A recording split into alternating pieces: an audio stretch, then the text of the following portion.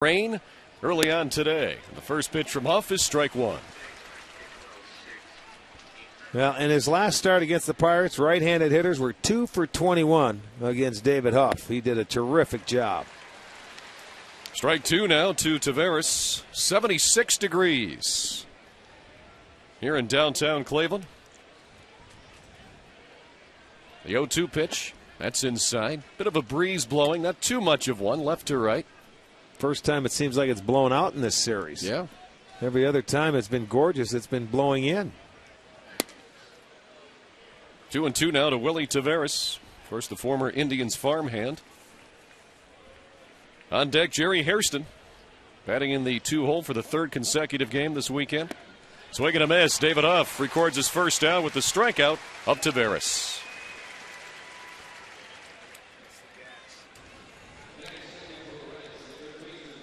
He doesn't mess around. Goes right at him. Fastball right there. Taveras swings through it.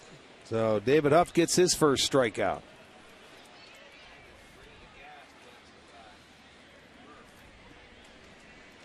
Now Jerry Hairston Jr., the third baseman, steps in. Last night produced his first 3-hit game of the season as he went 3 for 5 with a double and a run batted in. He swings to the first pitch, breaks his bat. Johnny Peralta, the third baseman, fires across. Hairston is out number 2. Today's injury report is brought to you by the law firm of Nuremberg Paris, Ohio's injury lawyers since 1928. Call 1-800-399-2300. You see Betancourt and Laffey on the 15-day DL, then Reyes, Lewis, and Westbrook. Laffey is making what should be his final rehab start today for the Akron Arrows. And there's the Cincinnati Reds with 5 players on the injury report. Stepping in for Cincy now is Joey Votto. Hitting third today with Brandon Phillips behind him in the cleanup spot. We saw that last night as well.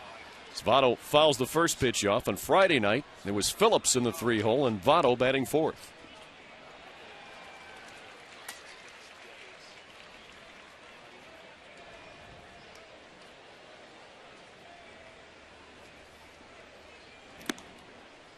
One and one now to Joey Votto, who's really an integral part to this Reds lineup. Before he went on the disabled list, the Reds were 26 and 21. So he swings and misses for strike 2. Hit .257 and scored over 4.5 runs per game. When he was on the disabled list, they went 8 and 13, batted as a team .217 and averaged 3.5 runs. Since he's come back, the numbers have gone back to where they were before he went on. And there's a single rip to right field. So Joey Votto's the first base runner of the game, with 2 outs here in the top of the first inning. Well, Votto now 3 for 3 off David Huff. He goes right there. This pitch is upstairs, though, and you can see why it was hit. It was about belt high. Looked like it might have been, it was a fastball. Gets it over the head of Valbuena at second base. Cincinnati's first hit this afternoon. So Votto on with 2 out, and that'll bring Brandon Phillips to the plate, who's been slumping. He has 1 hit in his last 16 at-bats and 2 in his last 23. Swings on the first pitch. Hits a fly ball to right. Should be an easy play for Shin-Soo Choo. He makes the catch. First inning is in the books. We head to the bottom of the first for the Tribe, and for the first time since June 2nd, Asdrubal Cabrera's hitting leadoff.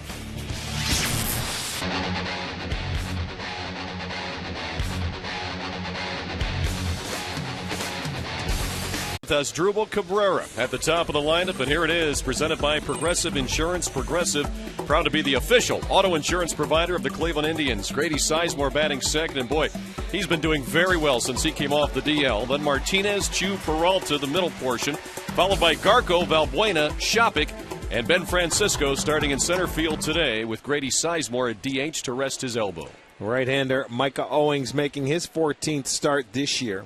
Micah's 4-8, a .487 earned run average. His very first start against the Indians, so does not have a lot of track record. As a matter of fact, the only guy he had a track record against is now gone. That was Mark DeRosa. Yep. So his first ever appearance against the Indians begins with a strike down the middle against Asdrubal Cabrera. It's the numbers on Asdrubal. He's on a rehab assignment this past week down in Akron. 1-1 now to the Indians' leadoff hitter.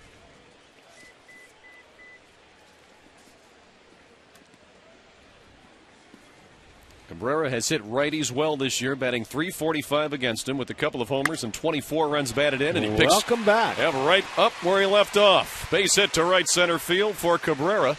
And the Indians' leadoff hitter is aboard here in the first inning. Yeah, it didn't take Asdrubal long to get back. Hit a line drive over the head of Phillips. Nicely done. Micah Owings is a guy that throws about 3/4. He's more of a sinker-slider pitcher. You can see where his arm slot is. In Arizona, they tried to get him up a little bit higher. He's had arm problems, but Cabrera right there laces a line drive, so the leadoff single. So Cabrera on at first, and now Grady Sizemore, who had a couple of RBIs in last night's game. Takes ball one. He's the designated hitter today.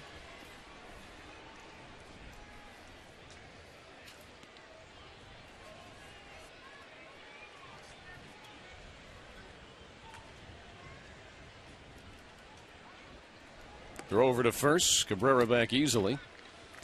Micah Owings' last start was in Toronto this past Tuesday. He allowed a season-high 6 runs in the 7-5 loss. He also surrendered 9 hits, walked a couple, and only struck out 1. And he's keeping a close eye on Asdrubal Cabrera.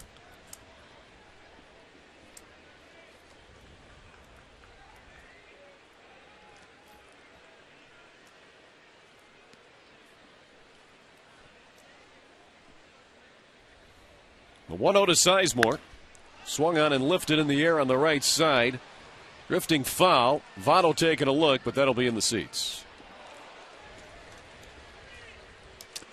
Let's check out Cincinnati's defense behind Owings this afternoon. They are rated 13th in the league. They have made 52 errors. In the outfield from left to right, it's Dickerson, Taveras, and Bruce. On the infield from third to first, it's Hairston, Yanish, Phillips, and Votto, with Hernandez back in there behind the plate this afternoon. So now 1-1 to Grady Sizemore. And pitch away for 2-1.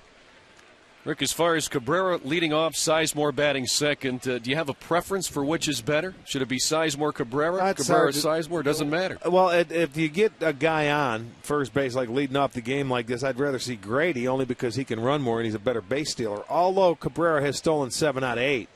They're paying attention to him, but he's not what you call a base stealer. Grady is. But, I mean, this is a nice little combination here between the two of them. You got a switch hitter. Sizemore wrapped in between 2 switch hitters is what you have. Right. And if Cabrera can continue to lead off, that's I have no problem with that. Now the 2-1 pitch. It's a little low for 3-1. Grady Sizemore normally an extra base machine, so he can drive one to the gap that Cabrera can score from first base on anyway. There's Martinez, and how much does that help Sizemore, having a guy like Martinez bat behind him? Everybody complements each other in the lineup. When you got your big boys in there, you know, and that's when you talk about having a good lineup 1 through 9, that's what you're talking about, protection. Where if you pitch around one guy, that guy will take the walk, you know, you're going to have to face somebody else next that can drive you home. The Indians are third in the league in runs scored. They have scored 395. Unfortunately, they have been outscored by 20. They've given up 415. But their offense continues to battle, and they never quit. Now a full count to Sizemore. Cabrera's running. Sizemore loops that one to left field. It looks like it may drop. It will. Baby. Cabrera's on his way to third. He'll make it safely. And the Indians with runners at the corners and nobody out here in the first inning. Now, you want to talk about a thing of beauty. That is fisted, and Cabrera got a good read. When he's running 3-2, he looked back in, saw where the ball was hit. He was able to pick it up and realize nobody was going to get there. It was going to be over the head of Hairston with his back to the infield. Fisted by Sizemore. And here you'll see he's able to go to third base. Nicely done. So it's first and third, nobody out. Watch him look in. He knows where the ball's hit. Okay, he picked up where it was going. He picked up his defender. Very nicely done. Good shot right there, boys. So Cabrera at third base. Grady Sizemore at first. Nobody out here in the first inning for Victor Martinez. Takes ball 1 up high.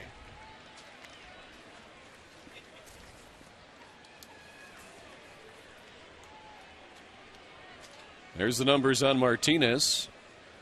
He was 0 for 4 last night. And this is something that the Indians have sorely missed, is scoring in that first inning a lot of times. Now you get Cabrera back, you get Grady back healthy, and you've got an opportunity to get them rolling. Let's check in with our Firestone League leaders. A tradition of innovation, Firestone. Victor Martinez, 4th in the American League batting average-wise. Right now, Ichiro running away with that by over 40, or just under 40 points. Micah Owings keeping Sizemore close at first.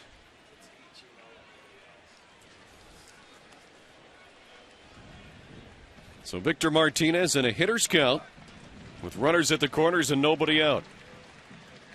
Swings and drives that one to right, but it's hooking and it's foul. Victor Martinez was ready for that one, just a little bit too far out in front. Martinez has also been the most consistent hitter for the Tribe with runners in scoring position this year. He's batting .350 with a homer and 39 runs batted in.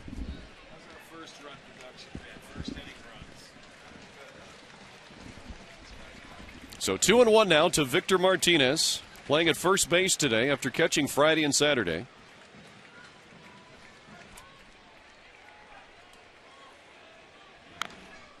Fouls that one back. So now 2-2 to Martinez. Shin-Soo Choo is on deck. There's Choo, who's taking control of that number 4 position in the batting order.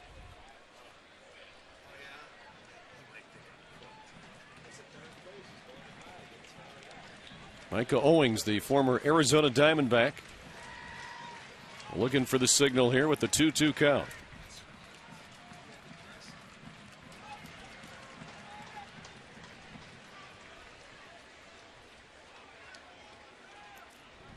Owings taking some time. Finally, time called at the plate. Well, done by design, I think, with the 2 guys they have on base. You're going to sit and hold it, and in case you want to run or steal, and that's what they felt might happen, then you just hold the ball and make the hitter call timeout.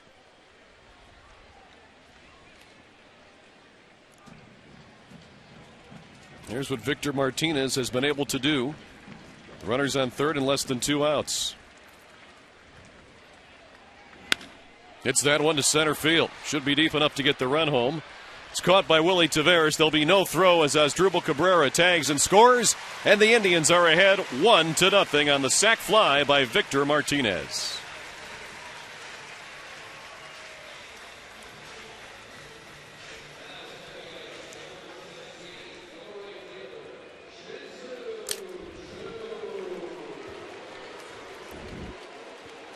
High fives going around. Good job. Indians score first.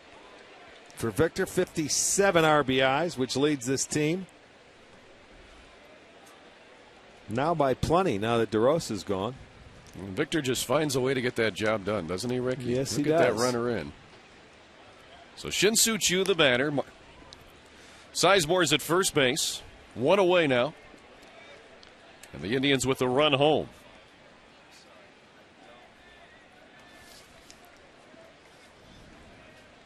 Shin-Soo Choo was 0 for 3 last night with the walk. And a foul tip there into the catcher's glove. 0-1 to Shin-Soo Choo.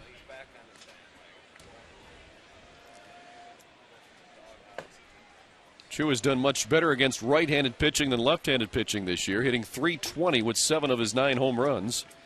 Against lefties, he's only batting .237.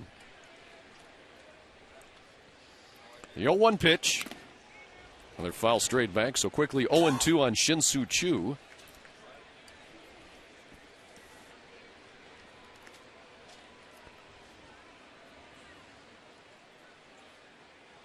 Just a little, that got the umpire too. A little deflection off the mask into the knee of the home plate umpire, Andy Fletcher.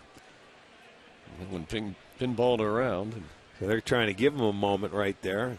Tim McClellan coming down. There's nothing you can do. Just trying to give him some time if need be. And we saw Ryan Hannigan, the Reds catcher last night, take a lot of abuse.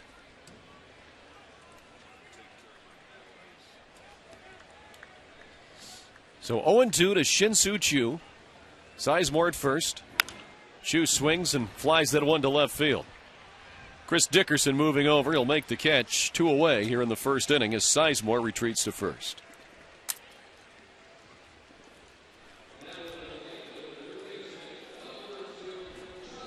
Johnny Peralta to the plate now. Hitting in the 5-hole, playing third base today. Last night he was in the 7-hole in the second straight evening. He was 2 for 3 with the walk. Johnny Peralta 4 for 7 in this series. Throw over to first. Sizemore back. Well, hard to believe, but this is the last game of interleague play this year for 2009. The Indians 5-12 in interleague play this year. The Reds 5-9. Of course, some National League teams will not play 18 games. They only play 15 because of the unbalanced schedule. And Rick, the Indians over the last 2 years in interleague play have really struggled. Yes, They're 11-42. Yeah, it has not been very good. But in that time, the American League has dominated the National League with a .568 winning percentage. Let's take a look at the American League Central versus in interleague play. And just Kansas City and Cleveland are the two teams under the 500 mark and matched up against the Central Division. And American League again. Normally, it's a team will kick it into gear when they play interleague. You know, they go off on a tangent and they play very well. This year, Boston's 11-6, Tampa's 12-5, Baltimore's 11-6. You got Minnesota, you got Chicago 10-6, and you've got the Angels that are 13-4. So they really, there's some teams that really jumpstart their season in interleague play. Should there be an inherent advantage to the American League for some reason? Perhaps because they're suited with the designated hitter already? Well, you know what? It's 9 games you look at it. That's where you have to play if you're an American League team. Strike 3 to Peralta as he foul-tipped it, but it's held on by the catcher, Ramon Hernandez. So the Indians done in the first, but they score a run. 1-0 Cleveland as we head to the second. Continental Airlines, work hard, fly right. By McCafe Coffees at McDonald's, all made to order with fresh ground espresso beans. And by All Care Dental and Dentures, we make seeing the dentist easy. Looks like a shot of University Circle there. And how about that? How does this relationship work? Well, I believe she may live here, and he lives down in Cincinnati or Columbus. Well, he's going to have to convert. Well, not necessarily. Enjoying the day here at Progressive Field. Turned out to be a gorgeous day today. After it rained in the morning, the tarp was on the field for a while. Well, the first 2 nights of this series, you're right. It's like it's gone. It's perfect. It'll be Johnny Gomes, Ramon Hernandez, Jay Bruce, hitters 5, 6, and 7 in the Reds' order here in the top of the second inning. Johnny Gomes looks at his strike. Now 1-2 to the Reds' designated hitter. Their hottest hitter right now. Gomes in his last 16 games is batting .386, a couple of doubles, 3 homers, and 9 runs batted in. Swings and misses at a pitch in the dirt. Martinez scoops it up. He'll throw to first. Strikeout number 2 for David Huff, and the Reds have 1 away here in the second inning.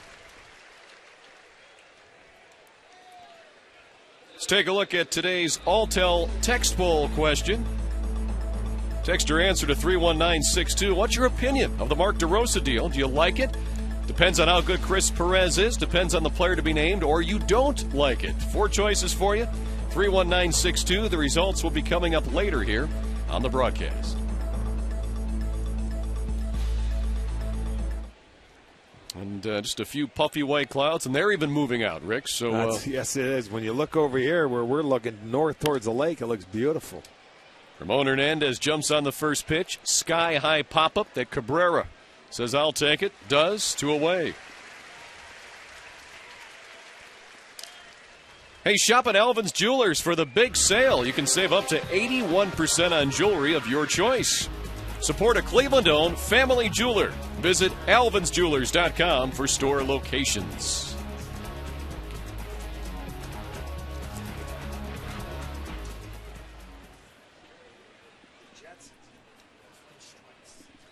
David Huff now to the first 6 batters he's seen today is throwing strikes to all of them. Now make it 7 in a row. It's Jay Bruce, the batter, with 2 outs here in the second inning and nobody on. Now we talk about getting ahead of batters, Rick, and David Huff doing that today. You know, ever since his first win against Chicago, every time he's gone out there, it's given him confidence. You know, you can tell. He goes out there with a little better purpose and a little better plan every start. Bruce gets him there as he hits that one up off the wall with a bounce. That'll be a double for Jay Bruce. So he's on second base with 2 away here in the second inning for the Reds. You know, the one thing you look at, I mean, he gets right-handed hitters out better than he does left-handers. The 2 hits he's given up both come off left-handers today. Left-handers hitting .357. And there's a straight fastball out over the plate. Gives him a little swinging room. And this is a thing that Bruce has not been able to do, is go to left field with left-handers, but he does it today, and he gets a double. His 11th. So he's on at second base. That'll bring Paul Janisch to the plate, the 8 hitter in the order. Playing shortstop today.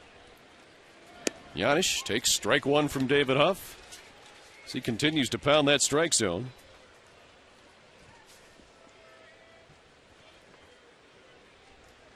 The numbers on Paul Janisch, who has hit safely in 10 of his 15 starts. Pitch down low, 1-1. Cincinnati has had no luck, though, in this series with 2 outs. 0 for 10 with runners in scoring position, and that's what they're looking at right now. Last night, Janisch was 1 for 3 with the bunt single and a walk. Takes that one down low. So 2-1 now to Paul Janisch. Chris Dickerson is on deck.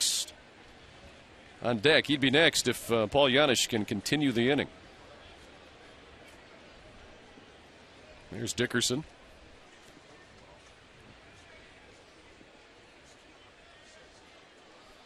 The 2-1 pitch. That one fouled away into the seats in the mezzanine level here. I think that's one reason why when you're a manager and you face a left-hander like Huff, who's not devastating against left-handers, you got to keep your left-handers in there and make them use both sides of the plate, because if he gets locked in just to right-handed hitters, he'll get that spot down and away with his changeup. He'll get a feel for his breaking ball instead of mixing it up, and then he'll have to really work harder to get both sides of the plate. That's a great point. That pitch on the outside corner. Called strike 3. David Huff, his 3rd strikeout. 1-0 Indians as we head to the bottom of the second inning here in downtown Cleveland. As the temperature rises to the upper 70s, the sun is out, and right now we can't see a cloud from our press box vantage point after it rained this morning in Cleveland, but it's turned out to be a great day. Ryan Garko swinging and fouling the first pitch he sees from Micah Owings away. It'll be Garko, Valbuena, and Shopik here in the bottom of the second inning for the Tribe. Hitters 6, 7, and 8 in manager Eric Wedge's lineup. It's the season numbers on Ryan Garko. Last night he was 0 for 3 with a walk and a run scored. Pitch a little low from Micah Owings.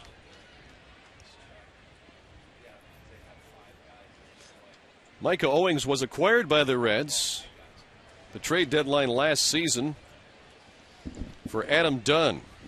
They also got Dallas Buck and Wilkin Castillo, the Reds did in the deal. Garko lines that one to right. That's in there for at least a single, maybe more. Bruce cuts it off, though, nicely, and will hold Garko to the single. So for the second straight inning, the Indians with their leadoff batter aboard. A good stroke by Gark, going the other way, and he did. Bruce cut it off beautifully to hold Ryan to a single. There's a nice swing on that pitch out over the plate. Stayed back on it. He's looking at it all the way. Boy, those are nice. Nice little singles, because what that does the next time up, that may get you a pitch on the inside part of the plate that you can turn on. Now Luis Valbuena, the batter, showing bunt. Tried to, missed it, strike 1. You've talked about that, Rick, too. How important is that for a hitter at the big league level, especially, to go the other way with the pitch? Well, it's very important. I mean, when you show a pitcher or catcher that you're using the whole field, they have to use both sides of the plate. And as I said, it gets you, in turn, a pitch you can pull. And I don't like Valbuena bunting there on his own, because you have Garko on base. You're getting down to the bottom part of the lineup. Try and get a base hit in first and third 'em. Early in the ball game, you already have a 1-0 lead. Yeah, and I'm sure Valbuena was bunting on his own. I'm sure Eric didn't put it on. He was 0 for 4 last night.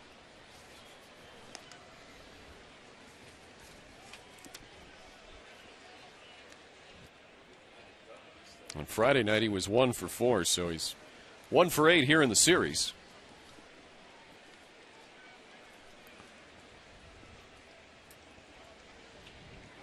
Shows bunt again, takes that one outside.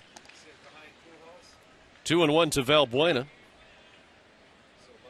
Jerry Hairston, the Reds' third baseman now, and on the infield grass. Here you get a look at the defense. Another throw over to first base.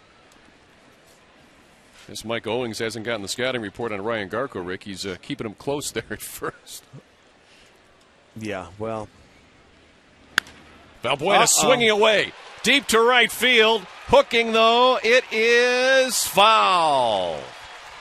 Boy, it was close all the way, and you could see Valbuena running down the line, pushing his left hand, say, stay fair. Anytime there's a ball hit down the line, I always look at the hitter because they pretty much know if it's going to be fair or foul. So I knew it was going to be borderline. He had enough of it, and that would have been his first home run outside of the Chicago area, the 312 area code this year. You'll see it go just inside. Watch, you never lose track of the ball, so that means it's in front of the pole. It is foul. Oh, boy, that's one you know you have the distance. You want it to stay fair. Now the 2-2 pitch lifted to left center field. Tavares going over. He'll get there and make the catch for the first out of the inning. Well, coming up Friday when the Indians will host, believe this, the Oakland A's. It'll be the first time we play them this year. And there will be a special expanded post-game fireworks show to help kick off the holiday weekend. So you can visit Progressive Field, the box office, Indians.com for tickets. That's next Friday. Oakland A's, the first time we played them this year. We haven't played the West, as I was telling you before the game. We haven't played the A's. We haven't played Seattle. We haven't played the LA Angels. And have gone through the National League teams that we're going to see completely. Done. We're done with the Yankees. We're done with a lot of teams. Tampa. Yep. Here's Kelly Shopping now hitting in the 8-hole today. First start this weekend. Haven't played Baltimore either yet. No, that's right.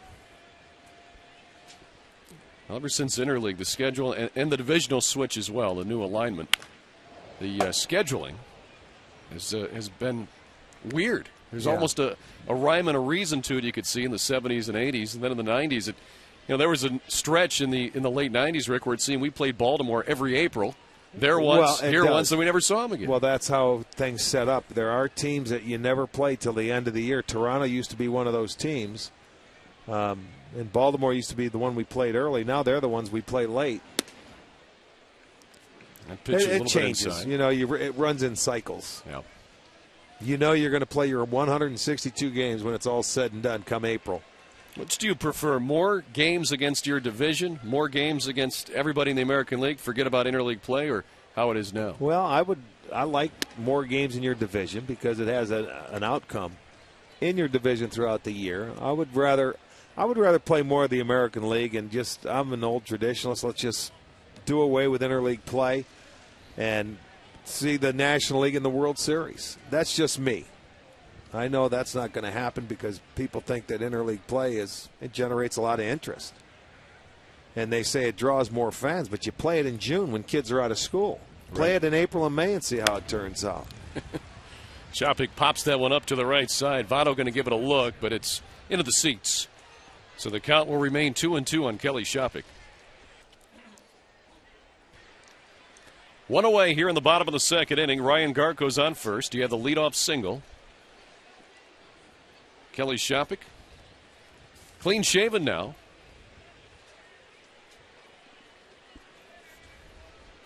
Of course, we got some emails at STO about Kelly's beard.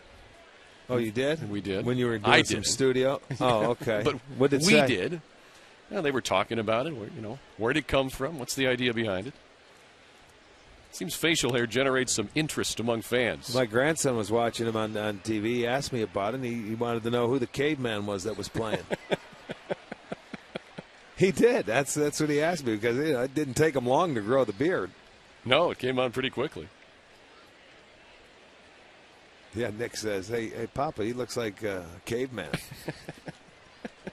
Maybe that's why he shaved it off. No, I didn't tell him. Oh, you didn't? Okay. No. Well, he knows now. But you know how baseball players are. They're superstitious. He may have gotten a few hits when he hadn't shaved and wanted to stay with it for a while. And gets that one up the middle, fielded by the shortstop. Giannis to Phillips, on to Votto at first. Double play. And the Reds are out of the inning. 2 innings in the books here at Progressive Field. 1-0 Tribe. The 3rd inning here at Progressive Field. Thanks for joining us today on Channel 3. David Huff will be facing Chris Dickerson, Willie Taveras, and Jerry Hairston. Hitters 9, 1, and 2. 3 of the first 6 outs today recorded by David Huff have been strikeouts. Folks enjoying the sunshine here in downtown Cleveland.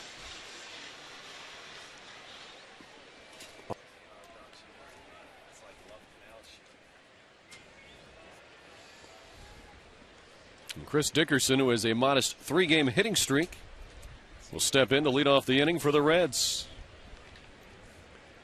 He's also had a hit in 9 of his last 10 games. That one fouled away. No, it's going to stay fair. Wow. Came off the bat funny. It's a base hit to left field. That came off the end of the bat. Very funky coming off of it. And left-hander with a base hit. Just stuck the bat out and got the single, so he's aboard. And now Willie Taveras will come to the plate with 1 on and nobody out here in the 3rd inning.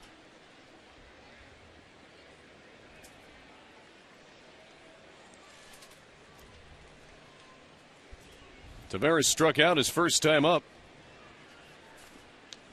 Wouldn't be surprised to see a bunt here. And bunt for a base hit because this is all part of his game. He's trying. He has really struggled this year. Dusty Baker's taken his own time to go down into the cage to work with him on his own as far as hitting goes, to try and shorten his swing because knows how important that this guy means to this offense.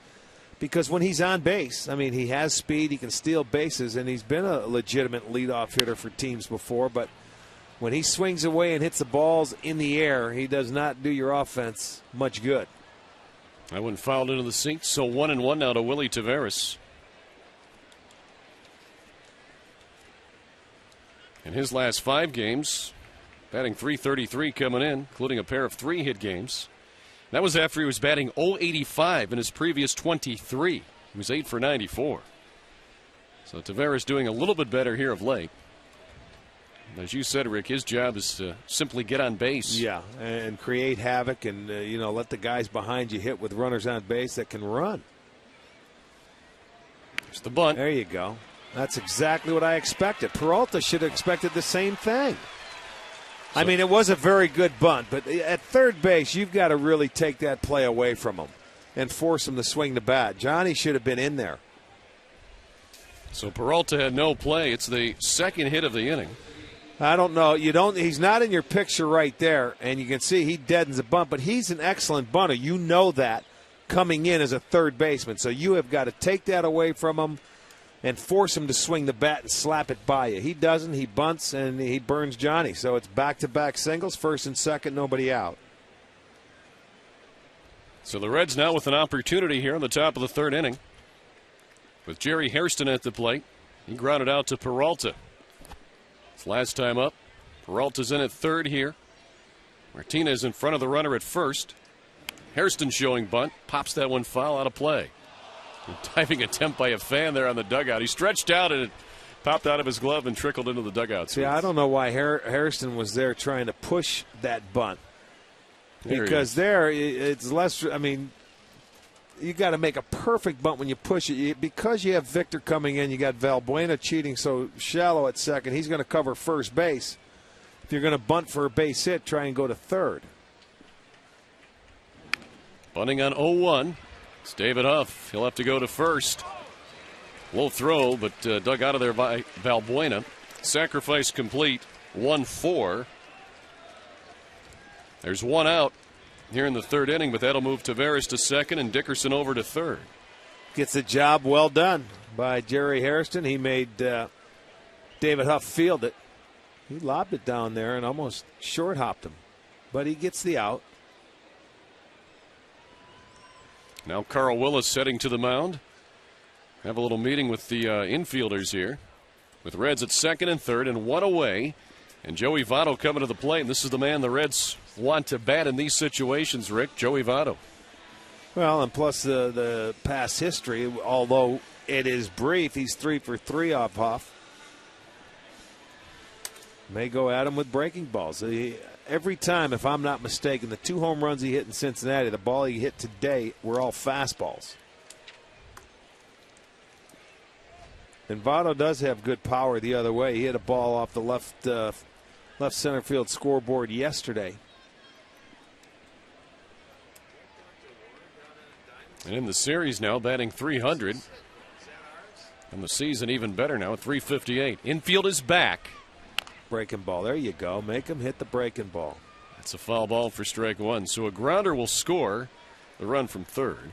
That's all right. You give the run up. I mean, you want outs. You know, you don't want to. You're not going to bring the infield in unless it's a one-hop seed to either Victor at first base or Johnny down at third.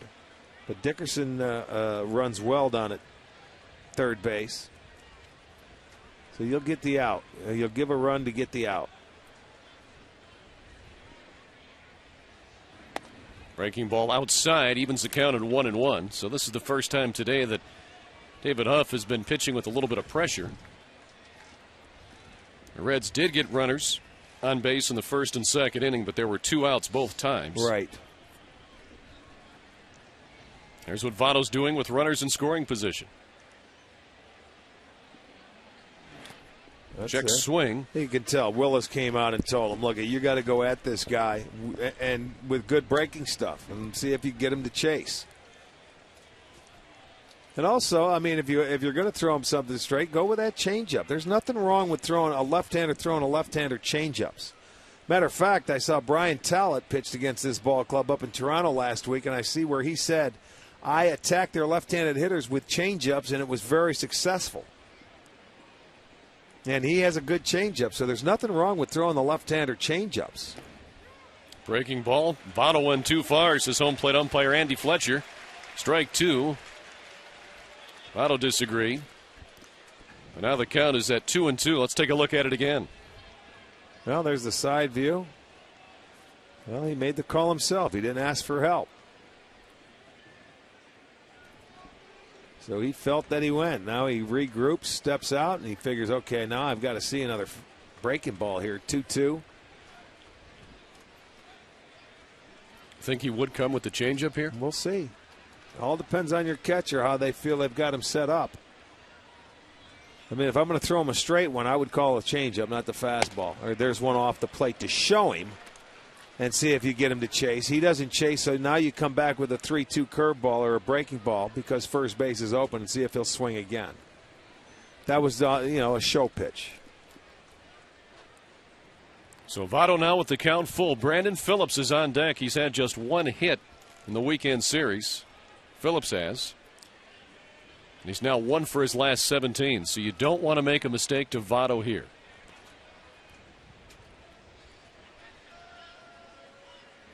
And that pitch is low. So Votto will go down to first base. So that'll load him with 1 out. You know, you look at the sequence of this and you're going to see exactly breaking balls and only 1 fastball. And if he's going to go ahead and swing, fine. But now you've got to make good pitches because you walked him to their cleanup hitter, Brandon Phillips. He got the check swing, and it was a show fastball, and then he wasn't going to swing again. He knew exactly what was coming in that whole series, in that whole sequence. First walk for Huff. So now Brandon Phillips should take a look at the runners on the bases. Votto's on at first. Over at second base is Tavares. Dickerson's on at third. 1 out. First pitch is low to Brandon Phillips, 1-0. And Brandon Phillips has had success against Cleveland in his career. But he's in a slump right now, just 1 for his last 17.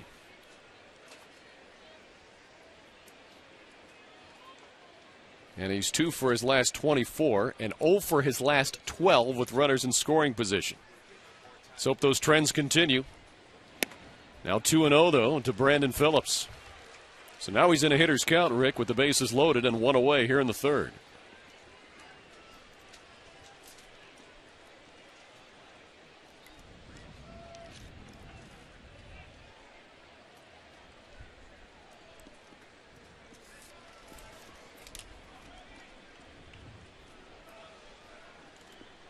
The 2-0 pitch. Outside, 3-0 to Brandon Phillips. No place to put him with the bags juiced here. Well, isn't that funny where you go ahead and you threw all breaking balls in his last at-bat. Now he lost the release point of his fastball. So Huff in a jam here. This will be his 40th pitch this afternoon. And there's a strike. So 3-1 to Brandon Phillips. David Huff will try to begin to work his way back.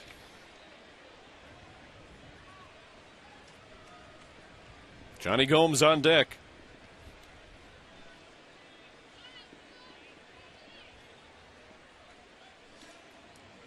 The 3-1 pitch. Swung on line, down the right field line. It's foul.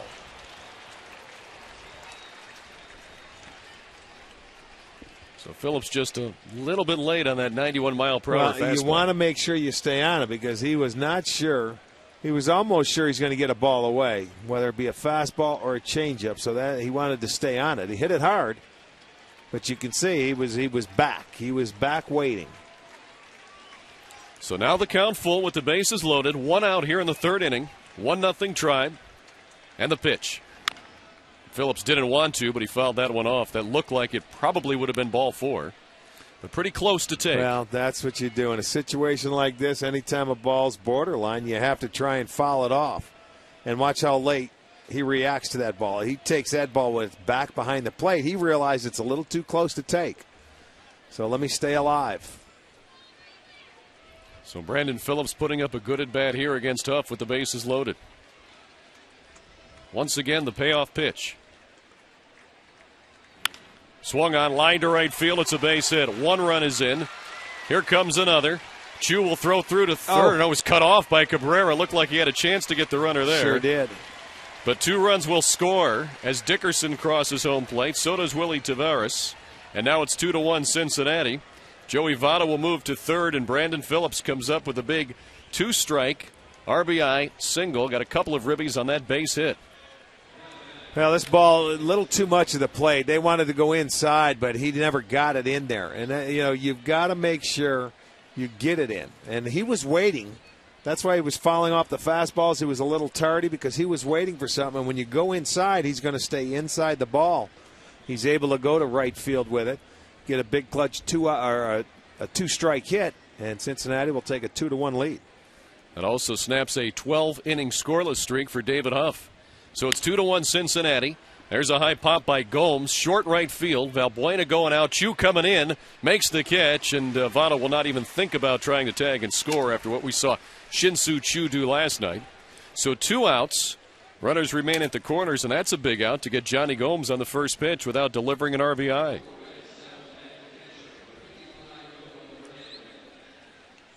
Well, Phillips at first base almost, he thought that it was going to drop because Valbuena didn't see the ball. Chu comes into play. If Victor was around first base, they could have had a double play. Now Ramon Hernandez catching today after taking last night off. He was 1 for 3 on Friday night. 0 for 1 here today with the pop out. He'll take strike 1 from David Huff.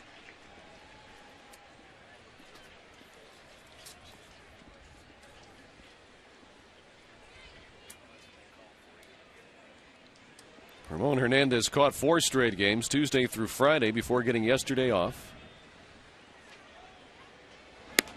Pitch up high. Before that, he made 8 consecutive starts at first base.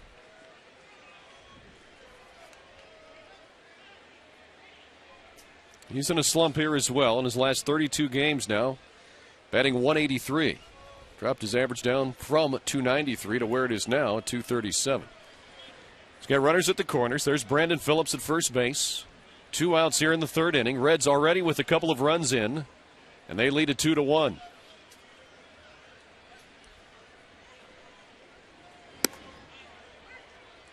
That pitch just outside. 2-1 now to Ramon Hernandez.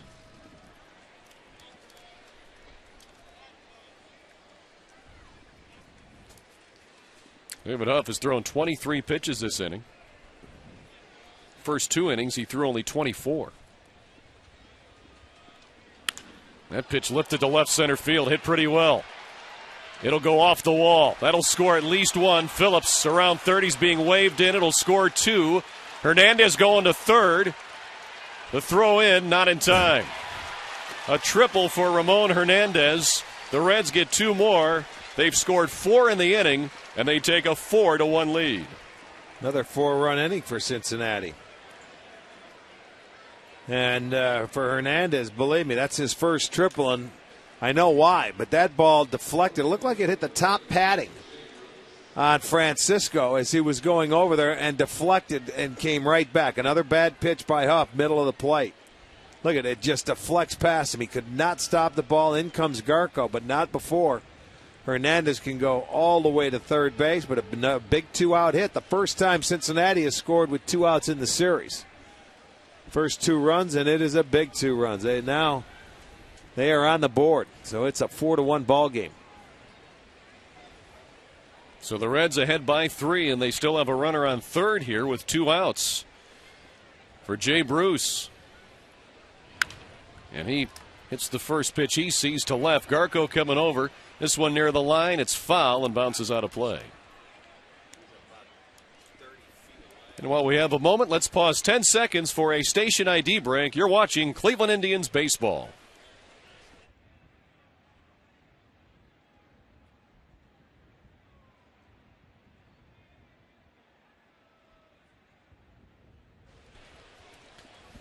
Along with Rick Manning, I'm Al Pulowski. Welcome back to Progressive Field, where the Tribe now trails the Reds 4-1. All 4 runs home this inning. Jay Bruce looks at that breaking ball in the dirt. Bruce doubled his first time up back in the second inning. That's where he died when Paul Giannis struck out. So Jay Bruce, when he's gotten hits this series, Rick, only 2 of them, but they've been loud. Last night was the home run to right. And then today, the double off the wall in left center.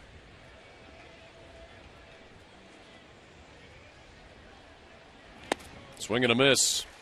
1-2 now to Jay Bruce. Well, for Bruce, out of his 55 hits, 30 of them are extra base hits.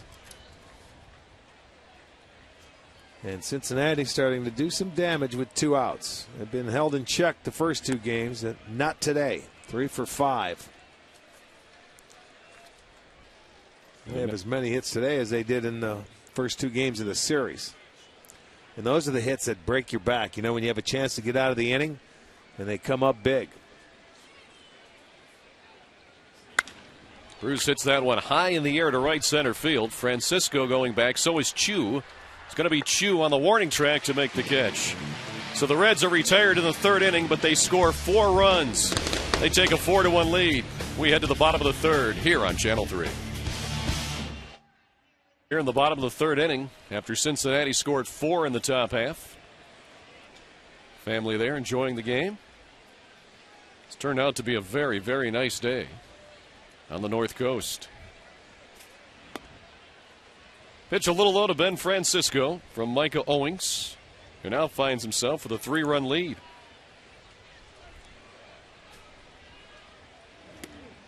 There's a strike on the outside corner.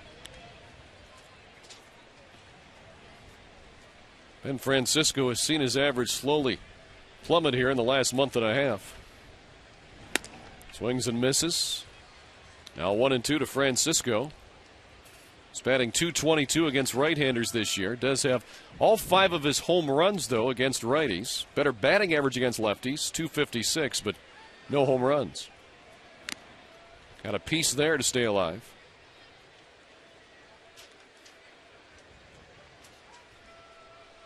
So 1-2 to Ben Francisco, the Tribe's leadoff batter here in the bottom of the third inning. playing in center field today with Grady Sizemore, the designated hitter.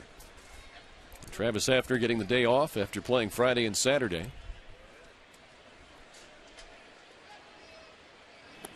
That pitch low. 2-2 to Francisco.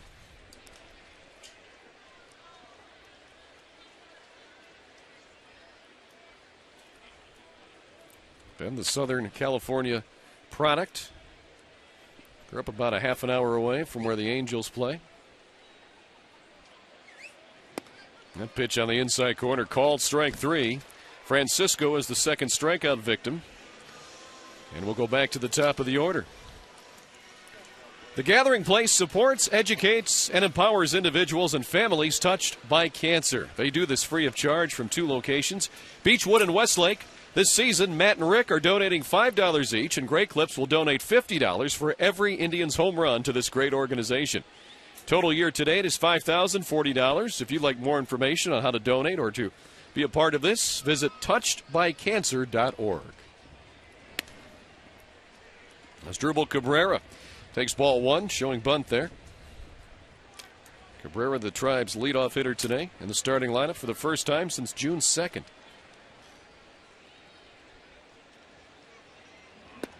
And there's a strike. He's taking Mark DeRosa's spot on the roster after Mark was traded last night to the St. Louis Cardinals. And you may say, well, what about Chris Perez, the guy they got for him? Well, he's got 72 hours to report, so it'll be a couple of days before the Indians have to figure out a roster spot for Perez, as Cabrera grounds out to second for the second out. All right, let's take a look at yesterday's great clip of the game, brought to you by Great Clips. And Grady Sizemore, with 2 outs and the bases loaded, comes through. Well, jumped on that first pitch. And after the bases were loaded, Homer Bailey, they had him in trouble there, but he got away with 7 walks in that ball game and still got the win in the game. Homer Bailey's first win of the season. So now Sizemore bats here in the third with 2 outs and nobody on, and swings and misses at the first pitch from Micah Owings. Perhaps those 4 runs the Reds got for him, Rick, have settled Micah down a little bit. Well, sure it does. Anytime your team goes out and gives you a 4 spot, you should relax a little bit. You go out there, and very important, you shut that team down and get them right back in to the swing and let them swing the bats again. Now he jumps ahead of Sizemore, 0-2. Grady singled back in the first inning.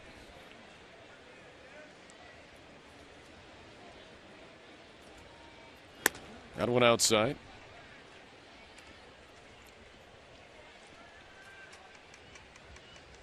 Micah Owings' dad, Jim, played for Georgia Tech college football back in the early 70s, scored 13 touchdowns as a wide receiver.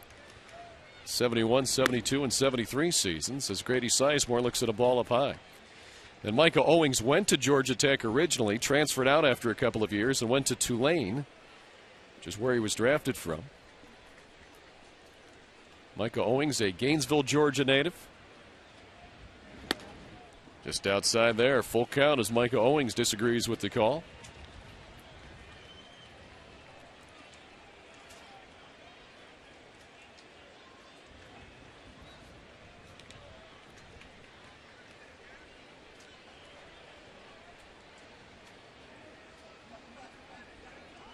Sizemore wants time. It was 0-2 on Sizemore, and he got 3 balls now. Go from 0-2 to 3-2. He's making them work.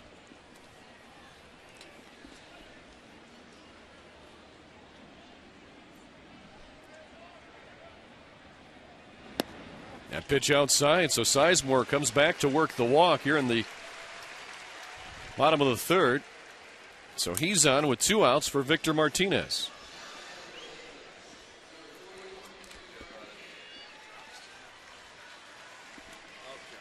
Victor hit a sacrifice fly to drive in the Indians' only run back in the first inning.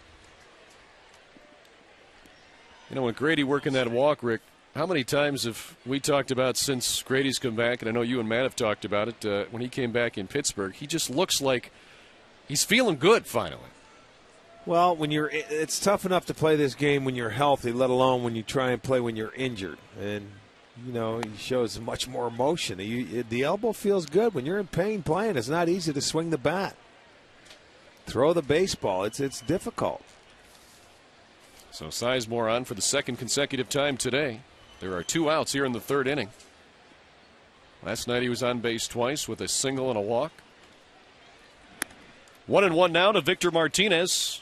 Batting in the 3-hole, playing first base today.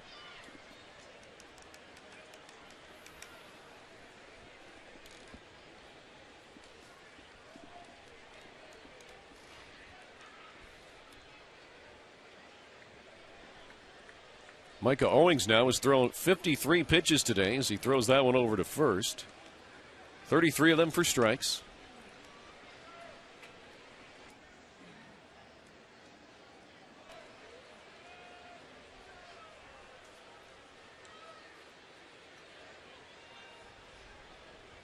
Now the 1-1 pitch. Victor lays off that one. It's down low. So 2-1 to Martinez. Shin-Soo Choo waiting on deck. He'd be next. And Victor can keep this inning going.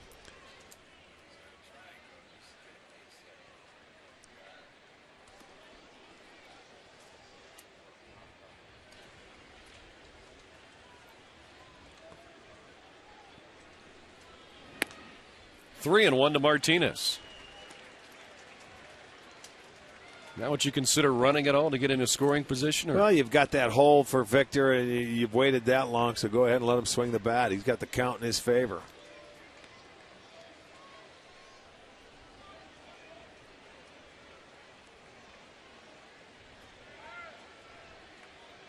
Three and one to Martinez. That pitch down low, ball 4. So Micah Owings, after getting a couple of quick outs here in the 3rd, has walked the next 2 batters. So that'll put Sizemore on second, Martinez on first. Starting to nibble a little bit. He had Grady down in the count 0-2, and then he walked him, and Victor, there you go. He's on first base. He was behind in the count. And 8 of Owings' last 9 pitches now have been for balls. Dusty Baker saying, what happened here? Nice little 3rd inning going. And well, that's right. I mean, you don't want to see it with 2 outs because you have an opportunity to get out of the inning. But, he's just started nibbling. So now Shin-Soo Choo with an opportunity here with runners in scoring position. 2 outs. Flew out his first time up and takes strike 1 from Micah Owings.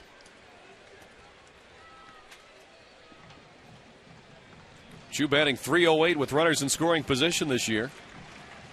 He's 2 for 8 in this series against the Reds. That's up high. So 1-1 now to Shin-Soo Choo.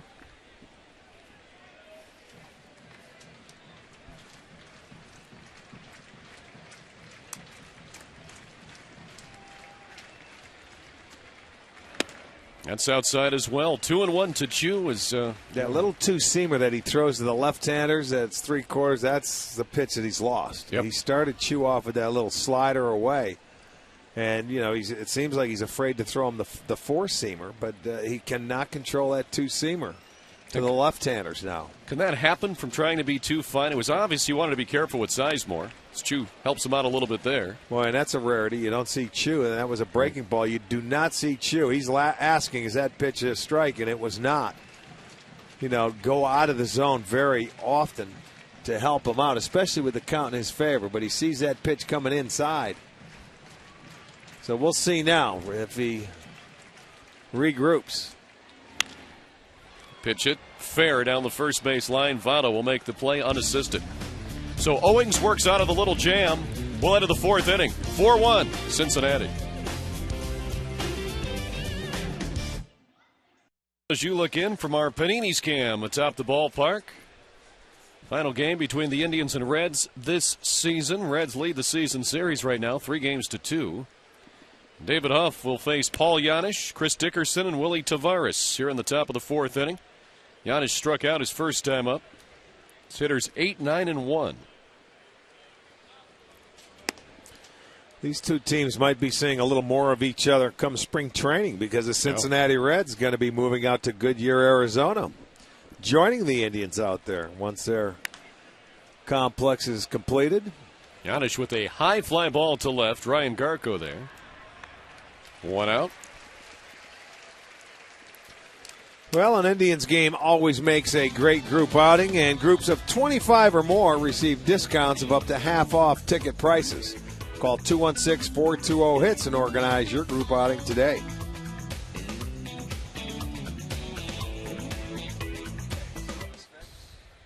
Four to 1 Reds here in the top of the fourth inning. One away for Chris Dickerson. He singled and scored in the third inning. He jumps on the first pitch. Hits it to left field. Ryan Garko coming in. 2 outs. Time now for today's Direct Energy Bringing the Gas sequence as we'll look back to the first batter of the game, Willie Tavares, the 5-pitch strikeout for David Huff. Boy, why not? The first hit of their game. It's the second time I think we've had it on this homestand where there's a good fastball away for strike one. He gets him to chase that fastball again. Goes down and in. Misses down and away, but he gets him all fastballs that first time up. Direct Energy offering simple solutions for all your natural gas supply needs. So 2 away here in the fourth. David Huff goes back to pounding the strike zone. Strike one to Willie Tavares. He did strike out his first time up, but got a bunt single in the third and led to that big 4-run third inning for the Reds. It's catapulted them to a 4-1 lead here. Quickly 0-2 to Willie Tavares.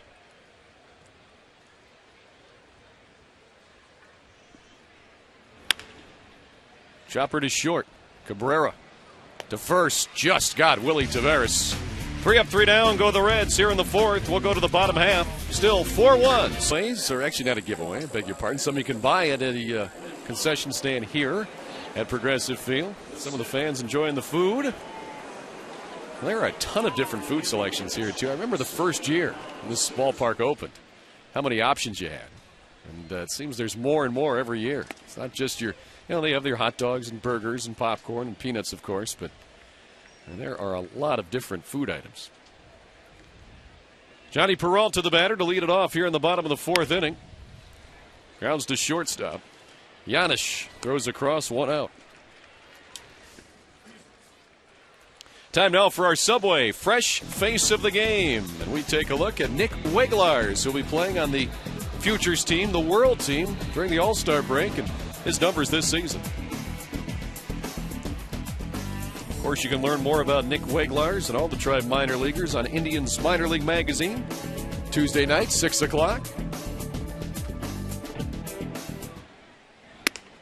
Tomorrow you can catch Tribe Report at 6 on Sports Time Ohio. Here's Ryan Garko. 1 out and nobody on here in the fourth inning. Gark singled his first time up. Now 2-0 to Ryan Garko, playing left field today. Well, that was the last hit the Indians had back in leading off the second was Ryan Garko. He was able to get that double play ball. Then he ran into a situation with a couple out walks last inning. It's that one to short. Giannis knocks it down. It's going to have to hurry. Nope, no chance. Garko will be safe at first base. And that'll be an error on Giannis.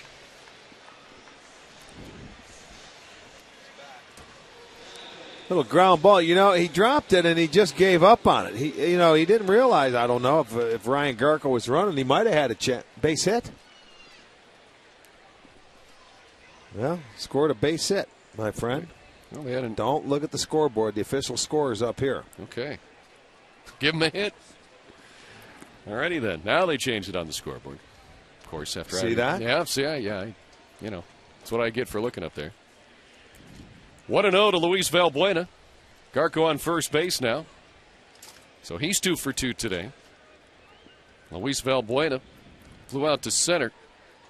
His first time up back in the second inning.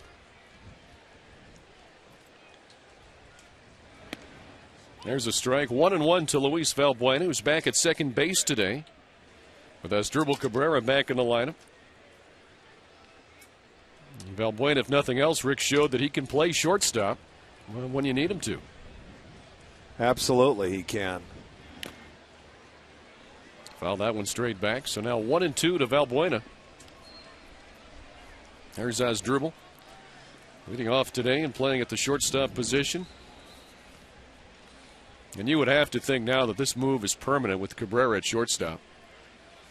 I don't see him moving around too much anymore, do you? No, I do not. I mean, he's proved he can play short. You're going to give him that chance. You got to solidify your infield and stay with the group that you're going to go with. So now 1-2 to Valbuena. Swing and a miss. Third strikeout of the day for Micah Owings. 2 down here in the fourth.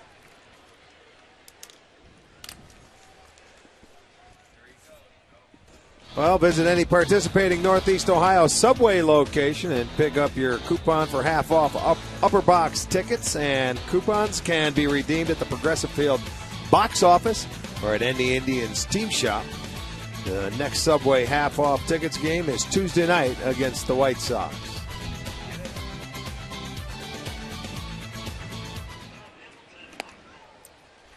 So here's Kelly Shopping, who swings and misses at the first pitch. He grounded into a 6-4-3 double play back in the second inning. Tribe with the runner on first base, 2 away here in the fourth inning, trailing the Reds 4-1.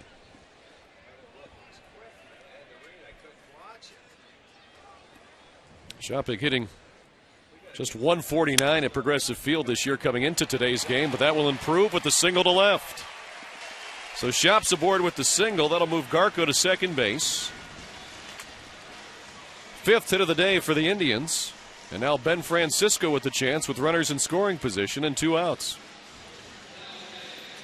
That's a ball at Shopping on the outside part of the plate. He's going to pull, but he's able to pull it through the hole. Diving Hairston can't get it, so a 2-out base hit. They have runners at first and second and give Francisco an opportunity with 2 outs. Francisco struck out his first time up in the third inning.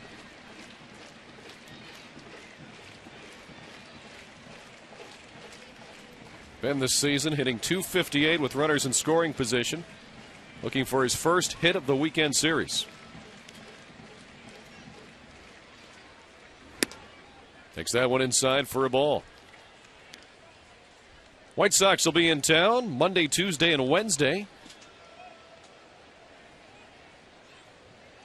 And the Tribe will have an off day Thursday, and it's the Oakland A's this weekend for the first time, as we talked about earlier.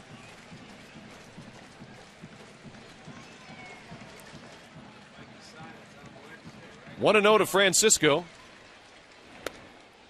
Takes that pitch for a strike.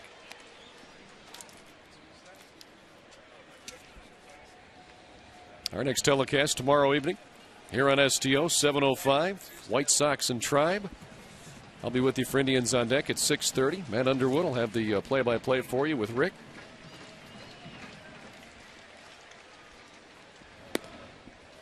Check swing, but it was over the corner.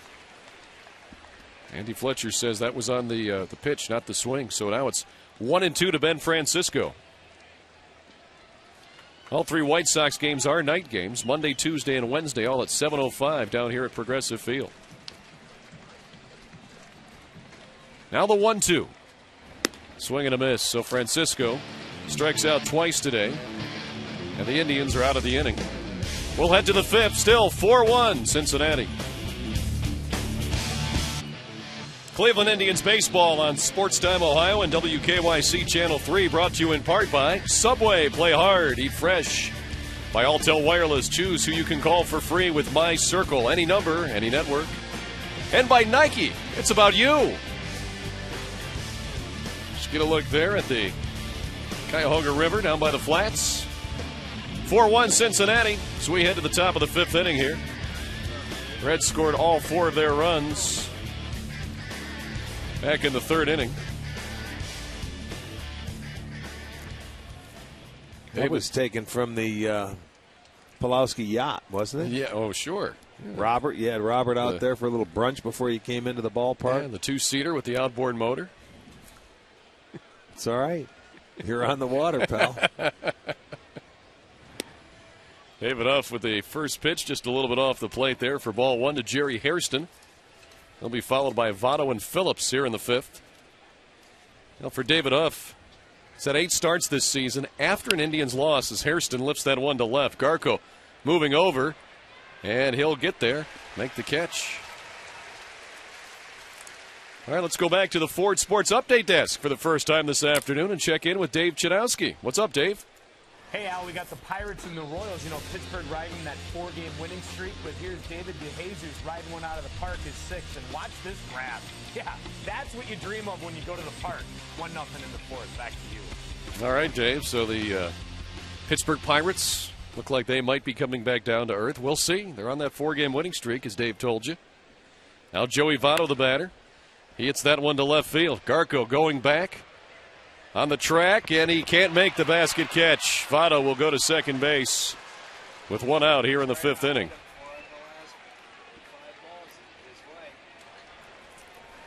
So Votto's aboard on what will probably be an error. Well, he got the first 2 outs last inning, gets the first one today, and now you're looking up into the sun, and you're right, he's there. That's not how you approach it, but Ryan Garco, not a left fielder. Off the heel of the glove and out. That is an error. So that'll go E7. Put Votto on second base. And now Brandon Phillips.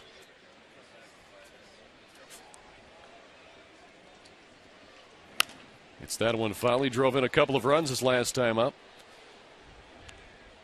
Break out of a slump. He also scored a run of his own.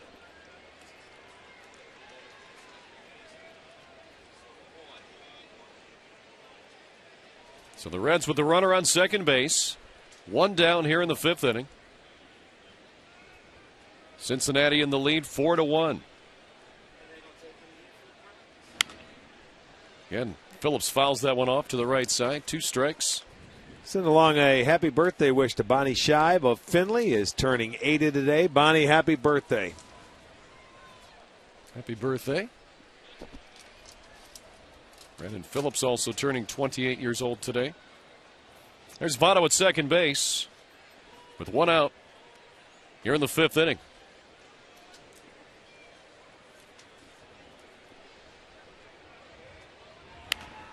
Another foul ball to the right into the stands. Today's scoreboard update is brought to you by Wendy's. It's way better than fast food. It's Wendy's.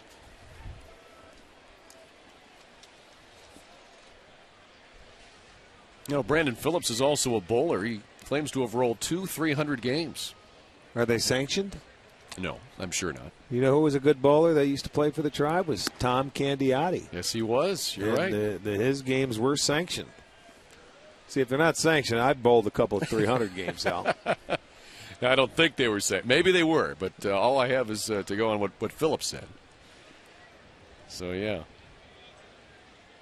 Does mean a lot more. It's kind of like the hole-in-one. If you're playing by yourself in golf, does it really count? 2-2 now to Brandon Phillips. Johnny Gomes is on deck.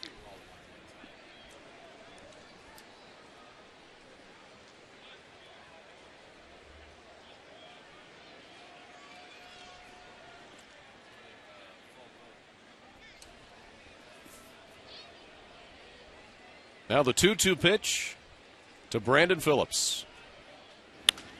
And he hits that one to center field, base hit. Votto around third. He'll be waved home. He'll score.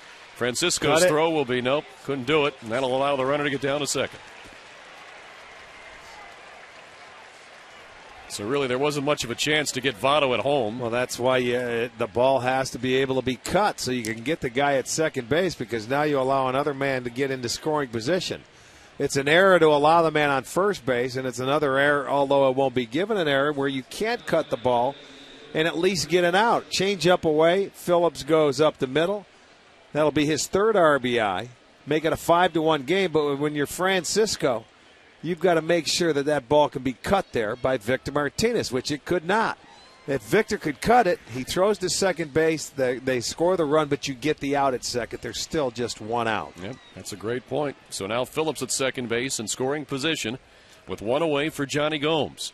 5-1 Cincinnati. They've scored 4 runs in the 3rd and now 1 here in the 5th. Well, you talk fundamentals, you talk little things. That's a perfect example right there in this inning. A run that's given to Cincinnati, and they've already had a 3-run lead. Now it is 4, and they could add to it. anytime you're an outfielder, I think that the key is always leave the pitcher an opportunity for a double play. So even if you're going to throw home, which is fine, go ahead and throw home, but you've got to make sure that the man can cut it, whether it's a third baseman, first baseman. Well, you just saw a perfect example of why there. Now 3-0 to Johnny Gomes. That's especially true for all the young outfielders or the kids that as they go from Little League to high school move into the outfield position. Hit your cutoff man. That's well, so important. I know, and the thing of it is you may not turn as many double plays in high school or in other situations, but it's still going to come back. There's a strike to Gomes. You still have to give him the opportunity to. Right.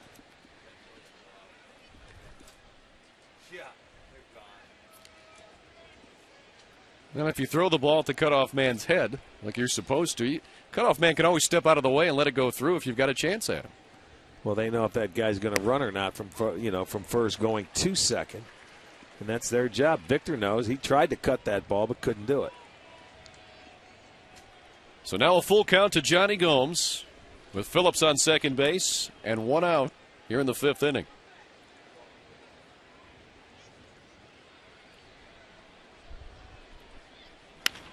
Gomes drives that one to right. That's deep. Chu going back, looking up. It's gone. Home run for Johnny Gomes, a 2-run shot. And now the Reds have blown it open a little bit. 7-1 Cincinnati.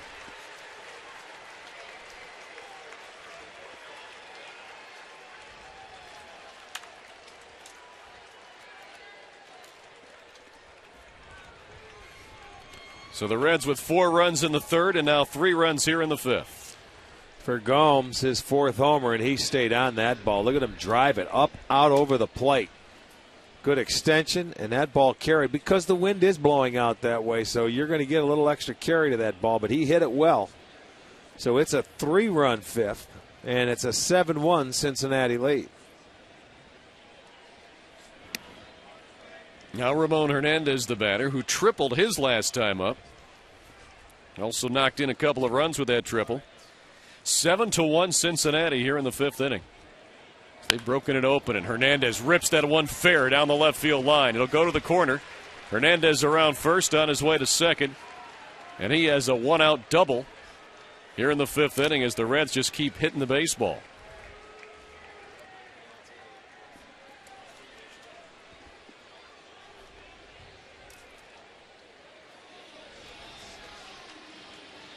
Well, you can see David Huff he cannot pitch up in the zone. He's trying to, and these guys are just sitting there waiting for it. It makes it so much easier when that pitch is up there. You don't make them work. Rafael Perez is up in the Indians' bullpen. The Reds now with 9 hits, and they've had 2 big innings. The 3rd, they scored 4. This inning, they have put 3 on the board. Well, if you're traveling, you can always catch the Tribe games on your computer with MLB.tv. It's the ultimate baseball experience featuring 100 live out-of-market games per week, plus on-demand games. For full details, visit Indians.com, where baseball is always on. So after the Indians took a 1-0 lead in the 1st, the Reds now have scored 7 straight to take this 6-run advantage. Here's Jay Bruce. He doubled back in the 2nd inning. Flew out to right his last time up in the 3rd.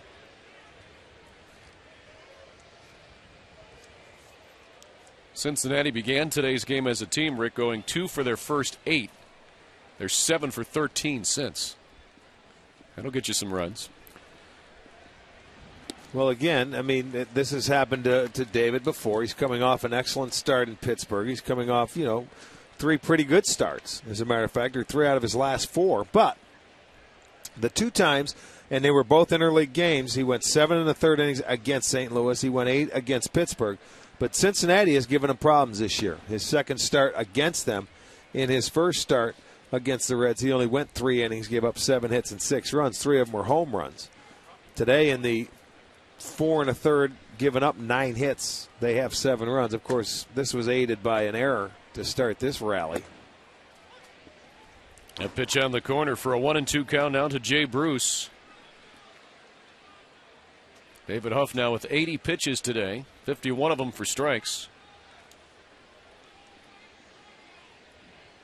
He's trying to keep the Reds rally right here where it's at. Pitch down low. See, for him to consistently get left-handers out, he's going to need that breaking ball, and he's going to have to command it better than what he does right now. You know, his changeup and fastball, he gets right-handers out better, like we told you. But for David to be successful and come up, and when you have left-handers, which they have a few hits today, you've got to command the breaking ball on a consistent basis. That one is golfed into shallow right field. Valbuena out, Chu in. Valbuena with the sunglasses on makes the catch for out number 2. Time now for the All Care Dental and Dentures Smiling Easy Cam. Slider Bank to give away today. People enjoying the sunshine. Indians Reds for the final time this year. All Care Dental and Dentures. We make seeing the dentist easy. So 2 outs now in the 5th inning. Hernandez still at second base, and now Paul Janisch hits that one high in the air to shallow center. Valbuena says, let me take this one as well. He does. And the Reds are done here in the top of the 5th, but they score 3 more. It's now Cincinnati 7, Cleveland 1. Education, odds are he'll have fun. Another shot there from my two-seater. We had Michael Dolan on the other night for the Ohio Lottery. Yes, we did. He took care of you with a few golf balls, He didn't sure did. Some nice ones. Asdrubal Cabrera to lead it off for the Tribe here in the 5th inning. Top of the order, hitters 1, 2, and 3. Cabrera, Sizemore, Martinez.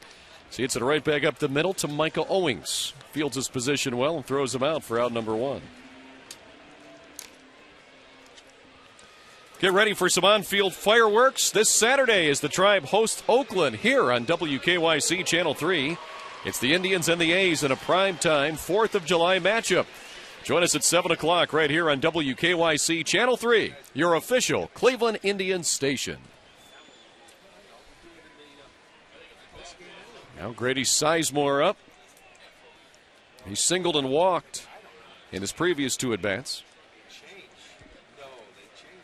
1 out here in the 5th inning. Nobody on. Tribe down by 6.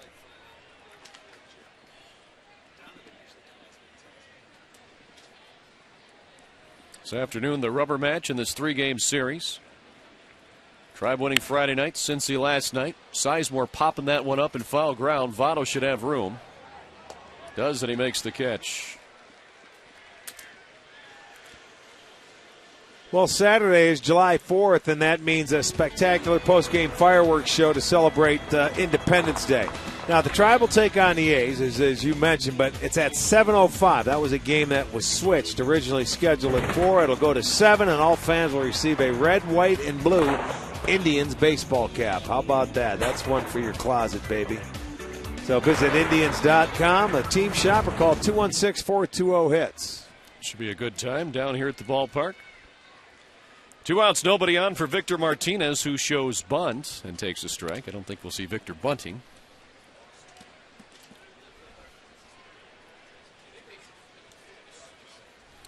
Reds with almost, I guess, an abbreviated shift, you could say. The shortstop's playing almost up the middle, third baseman in what would be the hole. Not the full-on shift that we've sometimes seen. No, we've seen 3. In Pittsburgh, they had 3 over on the right side, and that third baseman was where Janisch is. But not as drastic, you're right, just like a severe pull hitter. Here's the shot. Infield, the left fielder is straight away, but the center fielder, Taveras, shaded over into the right center field gap. See there? Nice job by our crew. Now 1-2 to Victor Martinez. Vic today with the sac fly back in the 1st inning. Drove home the Indians' only run. He walked in the 3rd. Now batting with 2 outs here in the bottom of the 5th. Tribe down 7-1.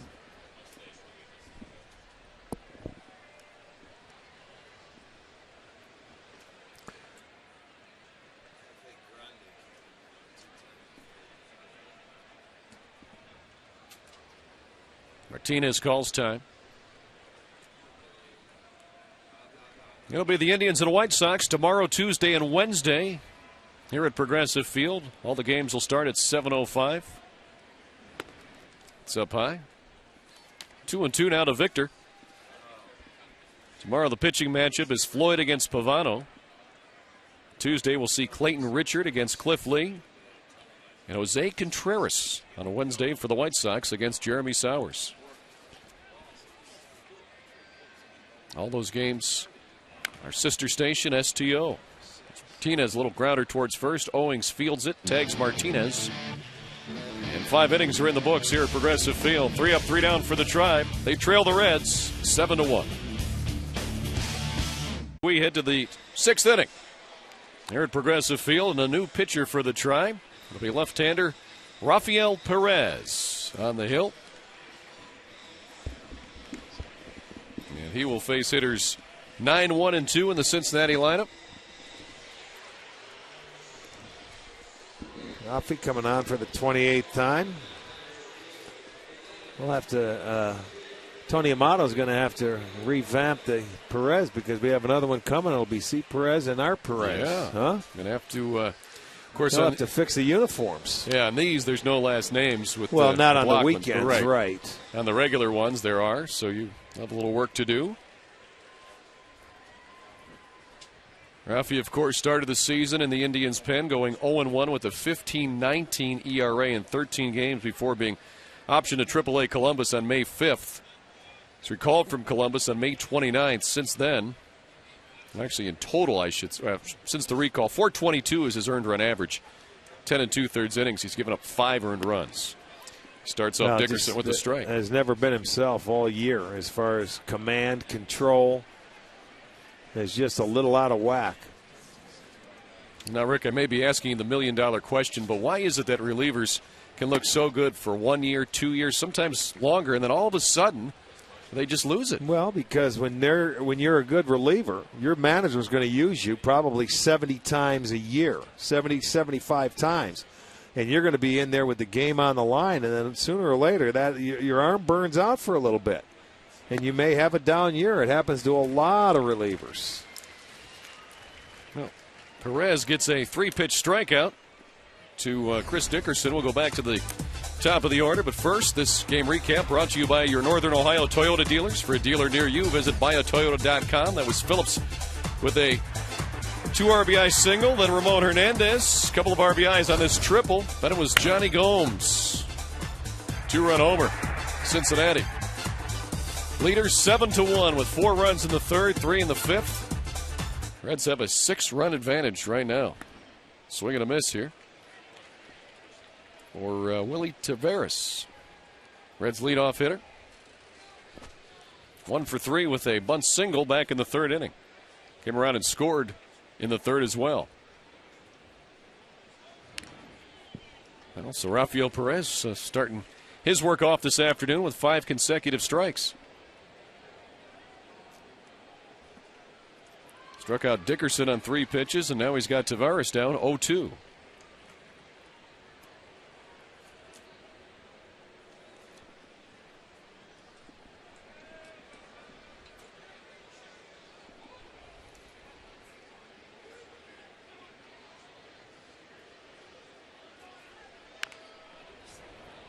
One hit foul. Now, this is what the Indians want to see out of Rafael Perez. Rick, come in, throw strikes. Absolutely. Yes, indeed. That's important for every pitcher as we talk about it, but especially in the bullpen. Well, here's a guy. Into games, you got to get the ball over the plate. Yeah, but you talk about what's going on with the bullpen. Here's a guy that was in spring training. He's probably the key to the bullpen. He's your 7th inning guy, your bridge guy between he and Rafael Betancourt. And Betancourt is out, and he's maybe soon to come back. But when you're talking about your 7th or 8th inning guy, which Perez could have done. That fair down the left field line will probably go for a double. And doesn't, come back and do anything. And you can't count on him. Now you got to reshuffle the whole bullpen. And it's just been that way, and it's been hectic all year long. So Willie Taveras with the double, the Reds' 10th hit of the afternoon, and we'll watch it here again. right over the bag, under the glove of Peralta. And anytime, I mean, that's a slider. He just didn't get it in enough where he wanted it. So what it does, it speeds up the hitter's bat. So he is 2 for 4 this afternoon. And the 10th double of the season for Taveras. Now Jerry Hairston looks at strike one from Perez. Hairston 0 for 3 today. Rafael Perez now is throwing 8 pitches, and they've all been for strikes. The Reds have a runner on second base and 1 out here in the 6th inning, looking to add on to their 7-1 lead.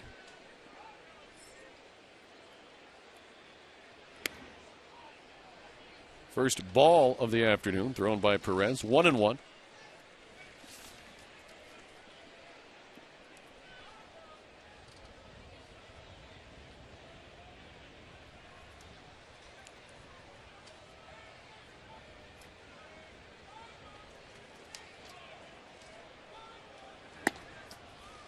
Pitch outside. So 2-1 to Jerry Hairston. And now with that other Perez coming over, Chris Perez from St. Louis, Rick. Here's a kid who's got a live arm out of the bullpen, and he's had some success at the major league level with St. Louis. So the Indians are getting at least a guy, I don't know if you want to completely call him established, but pretty well on the track to that if he's not established already at the major league level. I look at it this way. It's all new for him coming over to this league. New organization, so you see how it shakes out. Hairston grounds out to short. That'll push Taveras to third, but now 2 outs here in the 6th inning. And let's check in once again with our All-Tel text poll question. What is your opinion of the Mark DeRosa trade? Did you like it for Chris Perez and a player to be named later? Does it depend how good Perez is going to be? How good the player to be named will be? Or you don't like it? Text your answer to 31962. Results coming up for you here later in the broadcast.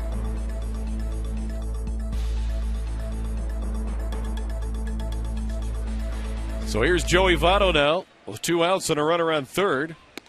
There's a strike from Perez. Votto has had a good day. He singled in the first, walked and scored in the third, then reached on a 2-base error in the 5th inning and scored.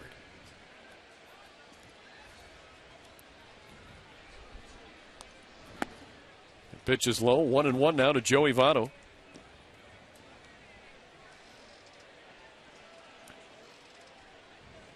Well, the other thing Mark Shapiro said last night, too, about that trade, Rick, was that the player to be named later is going to be an important player, similar to the way Brantley was in the CC Sabathia deal last year with the Brewers. So they're not only going to get Perez, they're going to get a player that they like at the minor league level.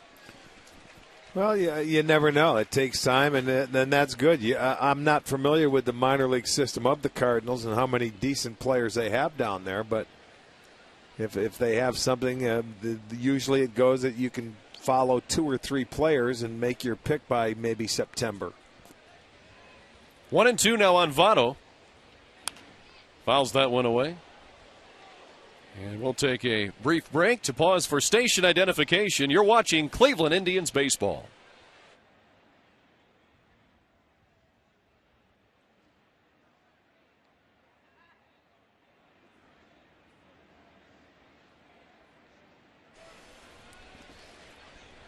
Pat Murray directing, Jim Murphy producing, along with Rick Manning. I'm Al Pulowski. Thanks for joining us this afternoon for Indians baseball here. Cleveland and Cincinnati for the final time this year. 7-1 Reds. Now a 2-2 count on Joey Votto.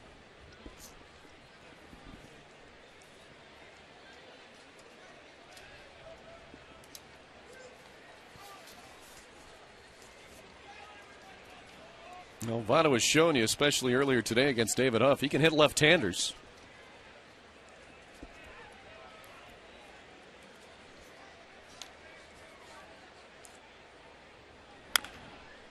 He hits that one to first.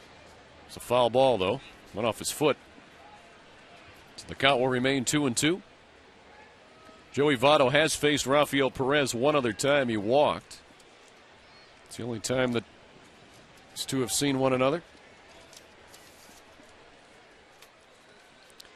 For an in-depth review of this week's action and a look at what lies ahead for the Tribe, watch Indians Tonight right here on WKYC Channel 3.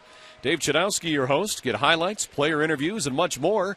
That's Indians Tonight tonight at 11:30 right here on Channel 3. Votto hits that one fair to Martinez. He'll make the play himself. And the Reds are retired here in the 6th inning. We'll go to the bottom half. Rafael Perez worked a pretty good one for the Tribe. But the Indians still down. Splash day at the ballpark after we started out the morning with rain. All the clouds have moved out of here. It'll be Chu, Peralta, and Garco. Hitters 4, 5, and 6 here in the 6th inning against Micah Owings. And Chu jumps on the first pitch and hits a fly ball to center. Taveras hauls it in. One pitch, one out here in the 6th. Well, we want you to fill the house for the Leukemia and Lymphoma Society. That'll be Wednesday when the Chicago White Sox are in town. For every ticket sold, $1 will be donated to that charity. And this is a season-long community outreach program that has already raised over $190,000. So visit Indians.com/fill the house for more information. There's Johnny Peralta with one away in the 6th inning. He'll take ball one from Owings, who's now thrown 87 pitches, 54 of those for strikes. And the last 2 innings, the 4th and 5th, he threw a combined 24 pitches. So he's settled down a little bit. That 7-1 lead.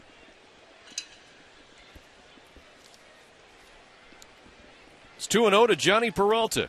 Hitting in the 5-hole today. 0 for 2.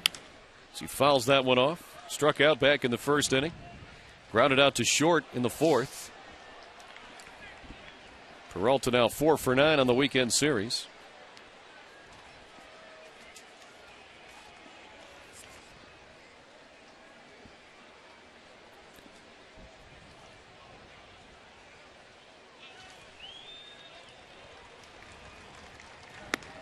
Inside, 3-1.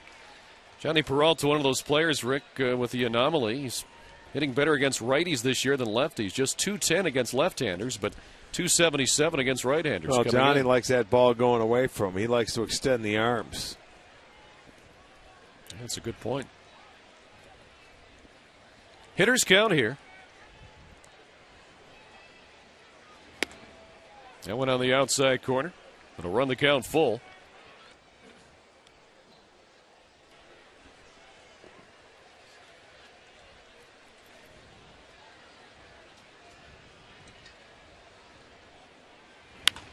Peralta hits that one foul, so we'll do it again. It'll be the Indians and White Sox tomorrow as this long homestand continues. 7:05 first pitch over on our sister station, Sports Time Ohio. Indians on deck begins at 6:30 as we'll get our coverage started for you. Yeah, then this is a very nice homestand. You have Thursday off, and then we'll have Monday off before we head out on the road. But it is going to be a lean July. Sure is. So walk to Johnny Peralta, so he's aboard with one down. And let's check in with the Chicago White Sox game from our Ford Sports Update desk. Here's Dave. Yeah, I was going to say, you guys have talked a lot about the White Sox. They're coming to town tomorrow. Alexi Ramirez leaves town, or just the park, I guess, against Carlos Zambrano. That's his 10th of the year. It's 2-0 in the 4th. Back to you. All right, Dave. And we'll see the White Sox tomorrow, Tuesday and Wednesday here at the ballpark. Also tomorrow on STO, Tribe Report at 6. Myself, Jason Stanford, will talk about this week and what's been going on. We'll also talk about the trade, obviously, Mark DeRosa for Chris Perez and a player to be named. Garco's had a good series at the plate. He's batting here with a runner aboard and one out. You talk about that Chicago series. Pitching matchups tomorrow night, Gavin Floyd against Carl Pavano. Tuesday will be Clayton Richard against Cliff Lee. Wednesday, Jose Contreras against Jeremy Sowers. Inside to Garco, 2-0 now. Micah Owings is throwing 95 pitches here. So he's starting to get to the end of his rope, and there appears to be stirring in the Reds bullpen.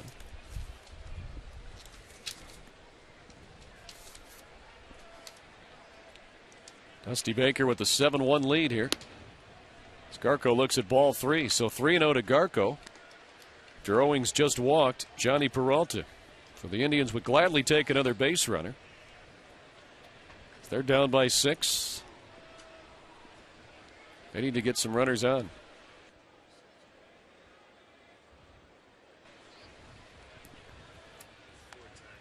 And ball 4 to Ryan Garko. So he walks. Back-to-back walks have put a couple on now with 1 out. Here in the 6th inning, and Ramon Hernandez will head to the center of the diamond for a chat.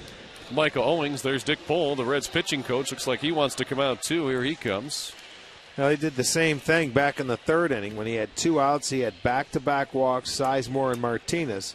He was able to get out of it because he got chewed. Now in the 6th, he has the 1st out, and then he walks these next 2 guys. So, you know, he's not a guy. Only 4 times has he gone more than 6 innings this year. 6 or more, I should say. And there's Nick Massett. Looks like he'll be getting ready. Hey, you can spend the day golfing with celebrities from the world of pro sports, Indians and MLB alumni, and more at the Cleveland Indians Charity Celebrity Golf Classic. All happens Monday, August 3rd at Quail Hollow Resort and Country Club. Your day will include golf, breakfast, lunch, post-golf cocktail party with live and silent auctions. For full details, call 216-420-HITS or visit Indians.com/golf. Of course, we've been talking about this one for a while. That's because it's so much fun.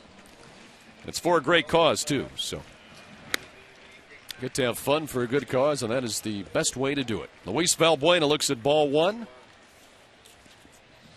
Luis today is flied out and struck out. Just 1 for 10 on the weekend series. There's a strike. Jerry Hairston even with the bag at 3rd. Luis Valbuena has a couple of runners on here in the 6th inning. Tribe trying to get back into this one. There's Garko at 1st. Peralta on at 2nd. Valbuena lifts that one high in the air to short right center. And the wind blows it back in a little bit. And taking it on the infield is Brandon Phillips. It was the infield fly. So 2 away on the pop out. And that'll bring Kelly Shopik to the plate.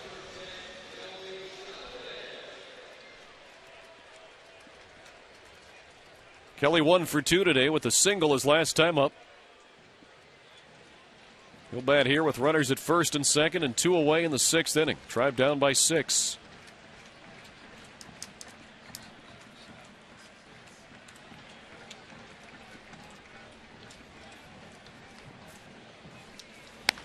Kelly swinging at the first pitch and grounding to short. Giannis to second base.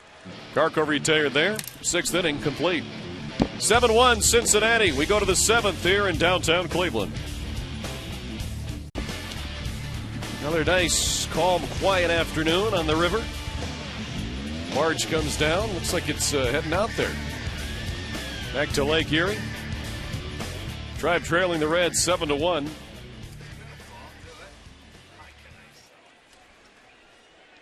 It'll be hitters 4, 5, and 6 here in the Reds lineup. Phillips, Gomes, Hernandez. And Brandon Phillips has had a good day. A couple of singles. A couple of, actually 3 RBIs, yes. And he scored 2 runs. Yes, indeed. When it was a 4-1 game, he got him going. I mean, he drove in the first couple.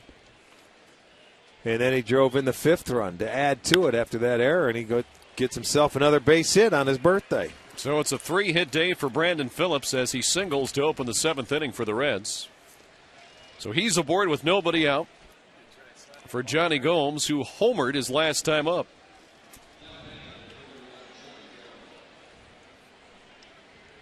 Well, there you see, he's again trying to go up the middle the other way.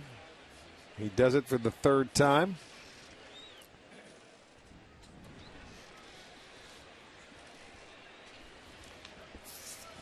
So Johnny Gomes stayed hot today with that home run. He's also struck out and flew out.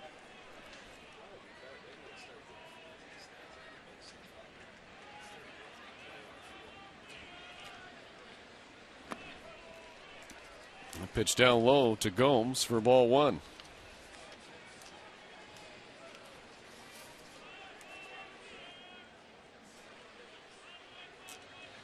Johnny Gomes has faced Rafael Perez 5 times in his career. That's the most of any hitter for Cincinnati. And he's 1 for 5 with the double. But he has struck out 3 times too.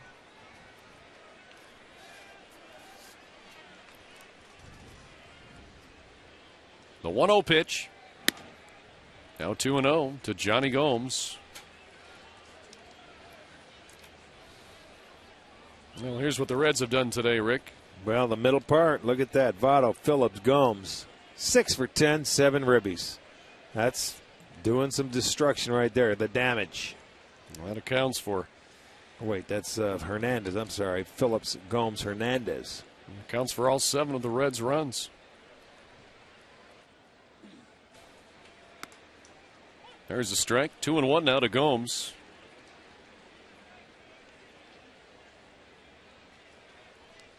Cincinnati trying to win this series. Today being the rubber match, also trying to win the season series. They're up 3-2 in that.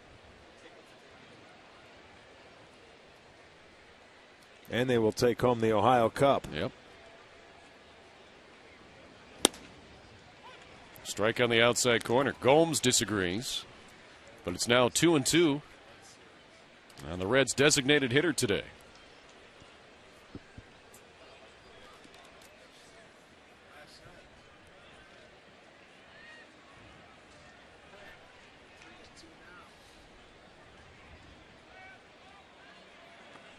Lays off that one, and Phillips steals second base. So he guessed right as that pitch was in the dirt. Stolen base for Phillips.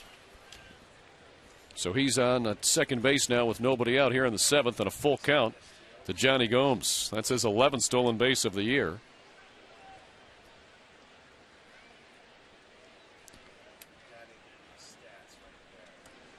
(7-1) ball game, 7th inning. Not a time to run.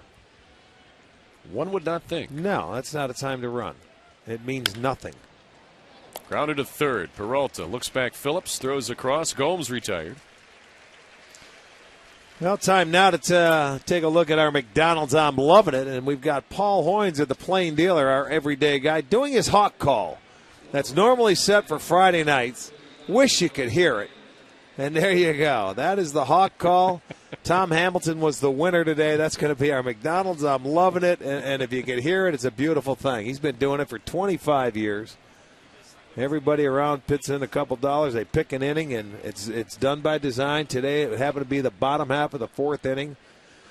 The hawk call, Tom Hamilton the winner. Have you ever won that, Rick? I never won that. I didn't get in it today. No, I don't like them. There's a strike to Ramon Hernandez. I mean, you got to love it. If you know anything about Paul, the beat writer, he's been here for a long time, you have to love him. I mean, and that hawk call to hear it. Look at him. He knows he's on the air now, Sam. He won't look over here. There you are. Hoynesy, nice seeing you, pal. It's a grounder in the hole. Here comes Phillips around third. Garco's throw will be cut off, and the Reds score another. 8-1 Cincinnati. So Phillips has scored 3 runs today to go with his 3 hits, and Ramon Hernandez gets another RBI. That's his 3rd run batted in on the afternoon. And the hitters 4, 5, and 6 for the Reds continue to torture the Tribe this afternoon. They sure do. Hernandez now with 3 RBIs. Phillips with 3 and Gomes with 2. And Hernandez now a home run away from the cycle. He tripled in the 3rd, doubled in the 5th, and singled here in the 7th. Will probably get a chance to bat again. Here's Jay Bruce. He's 1 for 3 today with a double back in the 2nd inning. Take a ball up high from Rafael Perez, working into his 2nd inning of relief today. And David Huff, really for the first time in 4 starts, Rick, did not pitch all that well today. Didn't pitch terrible, but just didn't have things working for him. Well, location was not very good for David today. He left some pitches up in the zone that were hit, and gave up a couple of big innings. That one hit foul down the left field line and into the stands. 1-1 now to Jay Bruce. Here's a look at Ramon Hernandez at first base. A couple of catchers talking hitting right there. And they both play first base as well. Hernandez has played first for a few games this year. That one line right back up the middle. Yeah, Perez almost got nailed, but it gets into center field for the single. for Jay Bruce. So Hernandez will move down to second base. Reds with runners at first and second and one out here in the seventh inning. Look at this. That's that will whistle by you in a hurry. Third hit in the inning. That is now 13 for the Reds.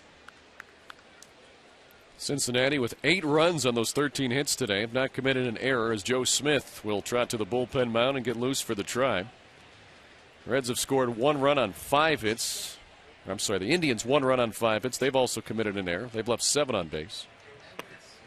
Here's Paul Janisch, one of the few Reds that hasn't done well today. Struck out, flew out, and popped out. He's 0 for 3.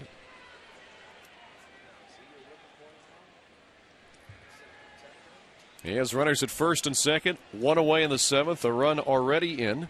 8-1 Reds. That pitch in the dirt for ball 1.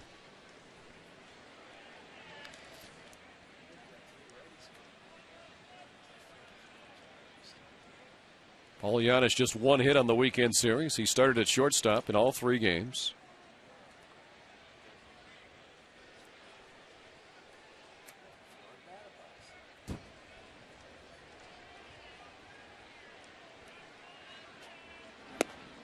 There's a strike. 1-1 to Paul Janisch.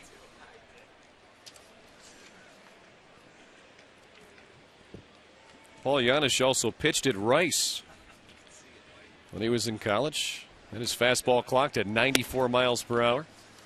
It's pitched just off the plate, 2-1.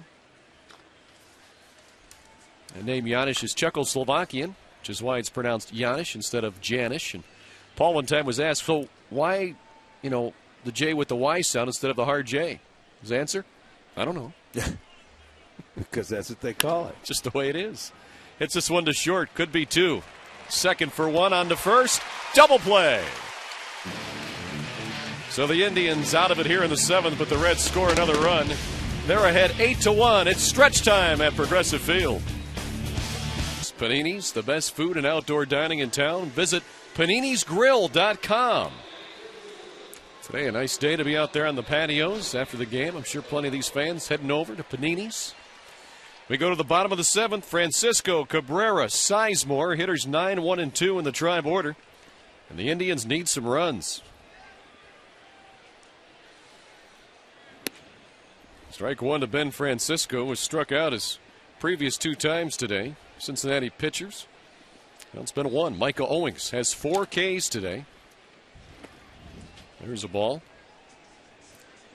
No, they only have 5 hits, and all of them are singles. So Micah Owings has done a good job. He was roughed up in his last start, but settled down here. They got him early. In that first inning, they scored their only run. He's had 4 walks, and it's funny because they've been back-to-back, in 2 different innings. Francisco swings and misses at that breaking ball. Micah Owings now is throwing 104 pitches. Well, and the guys, I told you last inning, this is only the 5th time he has gone out into the 7th inning. Francisco fouls that one off. He's like, when he pitches, you look for 5 innings from him, and then you can turn it over to their bullpen. And Cincinnati does have the best bullpen in the National League. And their bullpen has done well in the season series here, too, with just a 1.59 ERA. Coming into today's game, so is Cleveland's in this series, a 1.61 ERA. The 1-2 pitch hit Francisco. That's a favor. So with the 1-2 count, Francisco will head down to first base. And Micah Owings' season high for pitches, Rick, is 108. He's at 106 now, so he's just about there. Got underneath that one. I don't know if that was a breaking ball. It looked like it might have been a slider, but he gets underneath it, and it looks like it gets cheap wahoo, so he gets it right on the arm. And here comes Dusty Baker. Maybe he tried to get a little greedy and go out there and send him out a little longer than he wanted to, so he goes right to that bullpen. So Baker makes the call, and we'll have a pitching change here in the 7th inning at Progressive Field. Micah Owings will leave with a 7-run lead.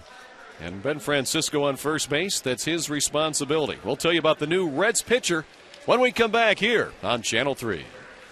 It's a little guy, Daniel Ray Herrera, who's 5'6". Yeah, he's not a big left-hander at all. 24 years old, 165 pounds. Appearing for the 32nd time, a nice ERA at 2.20. He was born in Odessa, Texas, resides in Austin, Texas, and he does throw a screwball, little left-hander. Will turn it over. Notched his first Major League career victory on June 16th against Atlanta. And he's retired the first batter in 24 of his 31 appearances. So he's had some success out of the Reds' pen. Well, he was a guy that also came over with Edison Volquez from Texas for that Josh Hamilton deal. So now Asdrubal Cabrera will swing around and bat from the right side, and he takes strike one from Herrera. Cabrera was 1 for 3 against Owings today. The single and a run scored back in the first inning.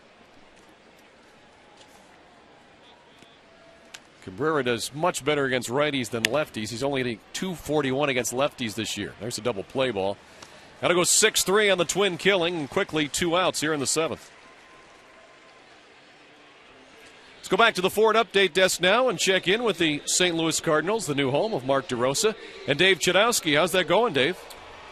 Al, DeRosa's actually there in the starting lineup today. Here he is in his second at bat, already 0 for 1. And DeRosa is going to ground out to third fielder's choice, Albert Pujols. He's out at second base. DeRosa 0 for 2. Back to you. All right, Dave. So Mark DeRosa is settled right in, gets the start today for the St. Louis Cardinals. Chris Perez, the player the Indians received, will be in the next couple of days for the Tribe. They also got that player to be named later. Here's Grady Sizemore. 2-0 to Sizemore. Today, Grady with a single, a walk, and a pop-out.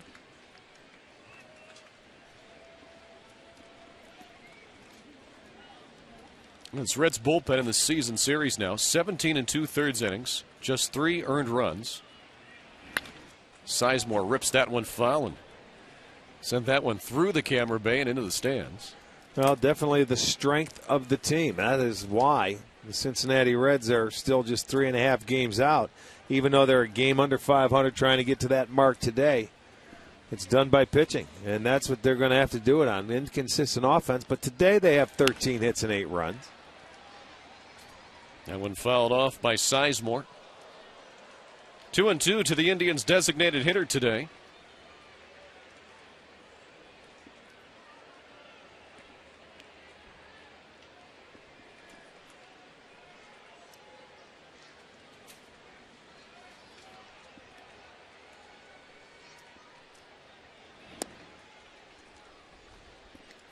Full count now to Sizemore. As the Indians and Reds wrap up their season series here this afternoon. The Reds right now in the driver's seat to take home that Ohio Cup. Sizemore fouls that away.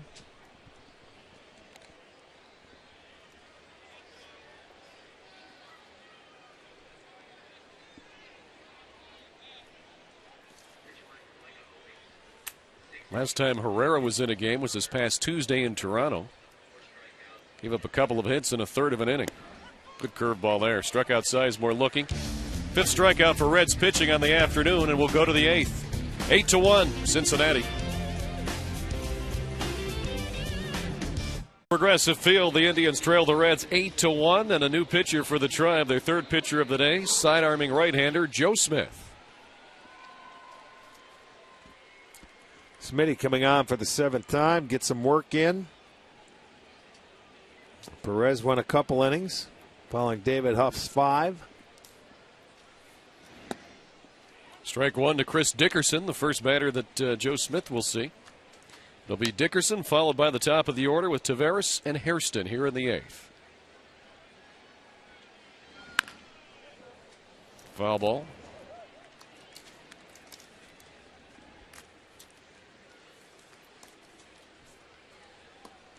Today's scoreboard update brought to you by Coors Light. Frost brewed Coors Light, the world's most refreshing beer. Now, the knock against Joe Smith in his career has been left-handed batters. This season, lefties hitting .313 against him. Righty's hitting .214. You know, it's pretty much normal against sidearmers. You know, they have a tough time getting left-handers out, and the reason being they don't have a pitch that can get inside to the left-hander, so they pretty much cut the plate in half and look from the middle part away. See, they're going inside there. There's a purpose pitch. When you miss, you have to miss in off the plate. But when you're throwing from that angle, it's tough to get a breaking ball down because it sits up and it spins. It doesn't go down and in, you know, like a guy throwing over the top or three-quarters. It gives a dynamic. There's a good pitch right there. That was down. That was there. He didn't think it was a strike, but that was a good pitch. Solid pitch from Smith. Second strikeout of the day for Chris Dickerson. And the first of the day for Smith. Shopik was sitting away, and that ball's down and in. He gives up on it and gets the strike. But, boy, there's a pitch there. If you can consistently locate to the left-handers, you'll get them out.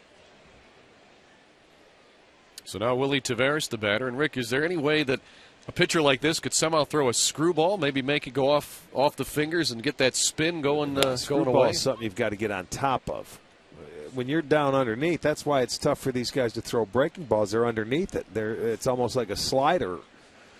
Anytime you got to get out, you have to throw over the top to get a curveball or a screwball or anything like that. So now it's 1-1 to Taveras. Taveras with a couple of hits today and a run scored. Fouls that one off. So 1-2, and yeah, against righties, I mean, everything can run away from the hitter. Does make it tough. When Smith is right, he is very tough on right-handed batters.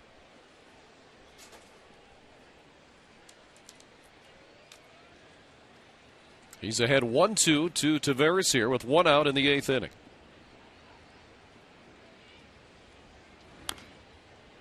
Fouled away.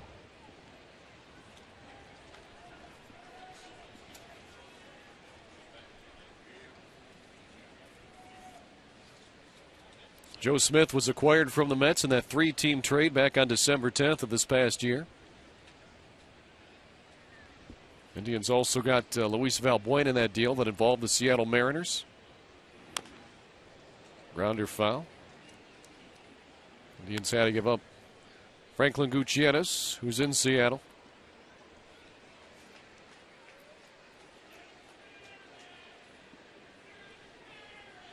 "11 of the 16 appearances by Joe Smith have been scoreless.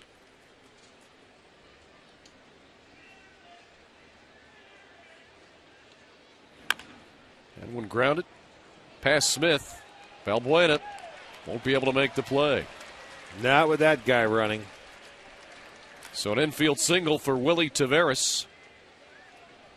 And the Reds have a base runner with one out here in the eighth inning. Yeah, once this guy, and he lives on infield hits. If they're not bunts, toppers like that. Defensively, there's no way. Valbuena does everything in his power to make the barehanded catch and throw to first, but the speed of Taveras beats it out. So that's hit number 14, and for Taveras, his third hit of the day. Another Reds player with a 3-hit day.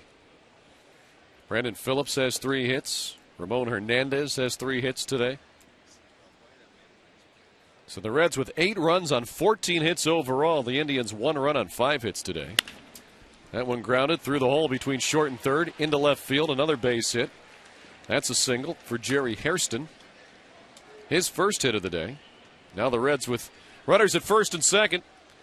One away here in the eighth, and now you've got the heart of the order coming up, and Joey Votto will be followed by Brandon Phillips and then Johnny Gomes if it gets that far.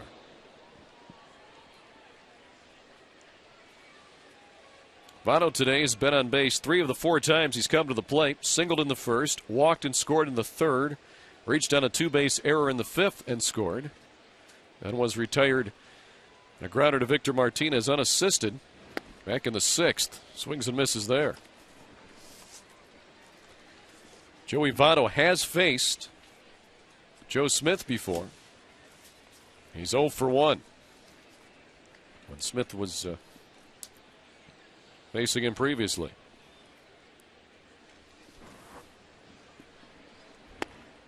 Good pitch on the outside corner there.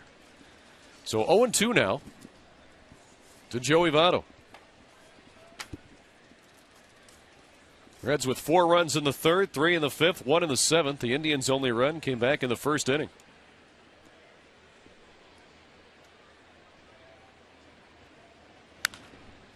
Ball came back over the middle of the plate, but Votto fouled it away.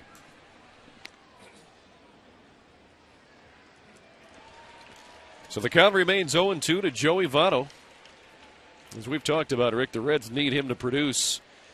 When Votto is either out of the lineup or not producing, that's when the Reds don't score. Well, true. On a consistent basis. He is their best hitter, and he's going to be the big part in the middle part of this lineup.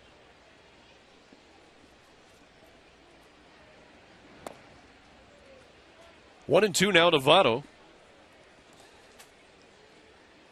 You know, the Indians winning that first game where they hit the ball all over the ballpark against a tough customer, Aaron Harang, who has had success, but then they were beat yesterday 7-3. This year, when they won the first game of the series, they've been pretty good, winning 5 series and losing 2. That last one coming in against Cincinnati. Strike 3 for Joey Votto on the swing and the miss. Joe Smith, second strikeout of the inning. It's a second out. He went up high to swing at this one. Well, and normally you never look for a pitch up there against the sinker baller sidearm guy from the left side. He gets it above the belt, and he gets Votto to swing and miss. So now Brandon Phillips, who's 3 for 4 today with 3 singles, 3 runs scored, 3 RBIs. Singled and stole a base back in the 7th inning. His last time up.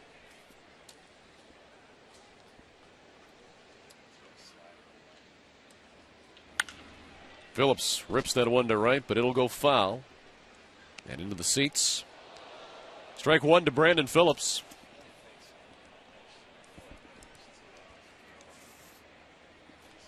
And he was slumping coming into the game today.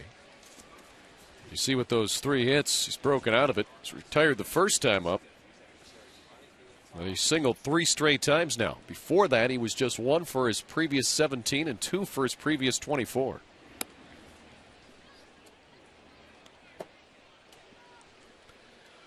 One and one to Brandon Phillips. 8-1 Reds.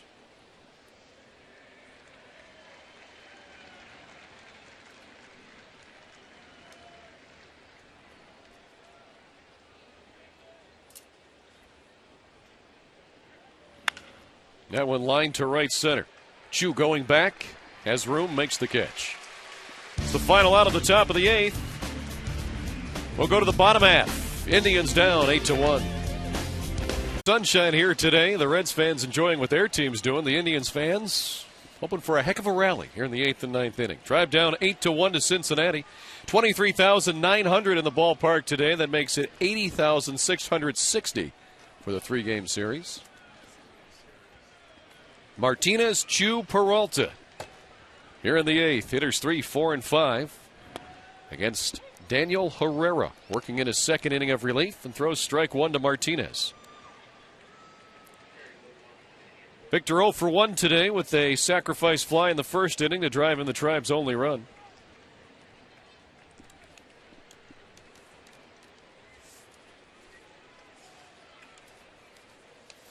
Yeah, that coming back all the way in the 1st inning, and it looked like, all right, they're off to a good start today. Cabrera was back, led the game off with a hit. Grady had him 1st and 3rd, nobody out, but that is all they've been able to muster up today. 1st inning seems like a long time ago. Yes, it for does, sure. because it's been all Cincinnati, 8 unanswered. Pitch in the dirt, 1-2 now to Victor Martinez, who's hitting .301 against left-handed pitchers this year. For comparison, coming into today, he was batting .330 against righties.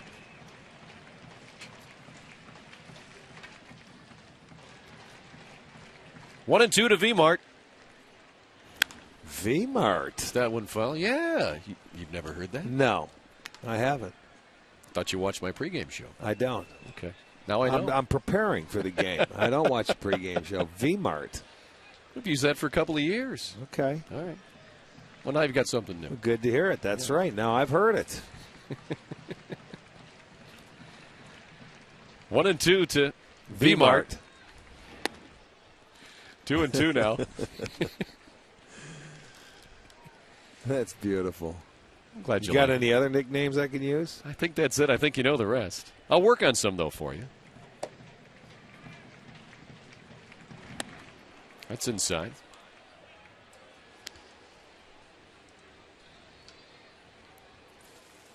Could have been our man back in the 80s. I don't know if that was in vogue, though. Yeah. No, I wasn't anybody's man. Our man.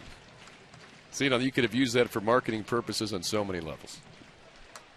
Rick, he's our man. I'm just looking through the names and trying to think of somebody else. How about Cabby for? All right. As Dribble. I like Cabby.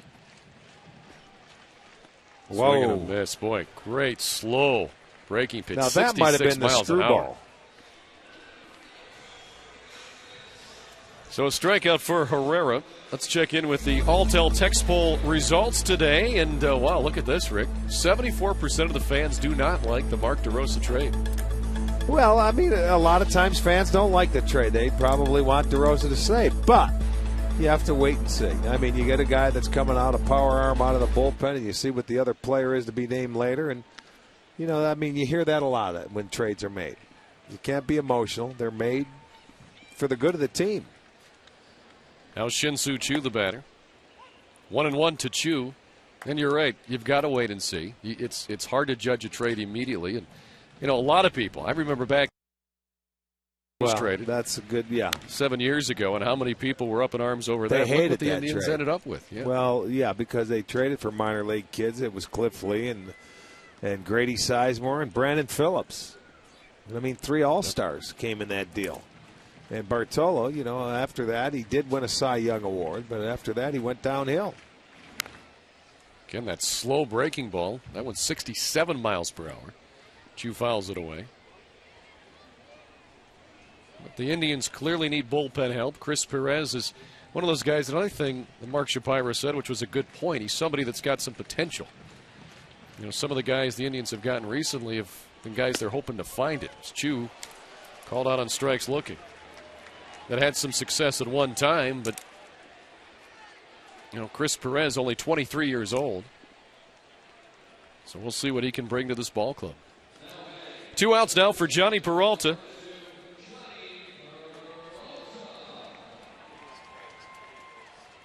Peralta today 0 for 2 with a walk. Herrera, another strike. So Daniel Herrera really been pounding the strike zone here in his work in relief. Threw that off-speed pitch again, and he got Peralta to wave at it. Quickly 0-2 to Peralta.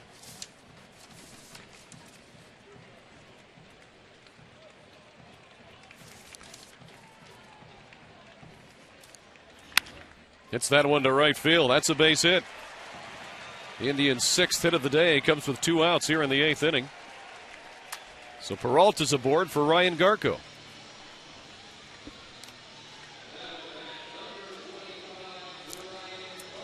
The 6th hit, and it is the 6th single for the Indians. A pitch elevated. Herrera left it up in the strike zone, and Johnny takes advantage of it. Takes it the other way. So it's a 2-out single here in the 8th, and it'll give Garco a chance. So Peralta with a good weekend series at the plate. He's now 5 for 10. And Ryan Garco, who has singled twice and walked. Swings and misses at the first offering from Herrera. So Garco's been on base all 3 times he's come to the plate today. Batting here in the 8th inning with 2 outs and a runner on first. Tribe down 8-1. Fouled away, so now 0-2 to Ryan Garco.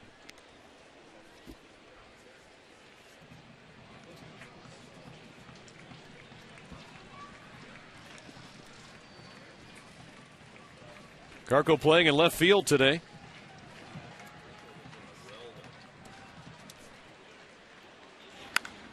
And he lifts that one high in the air to left field. Be a can of corn for Chris Dickerson. Makes the catch. Indians retired here in the 8th inning. We'll go to the 9th. 8-1 Cincinnati.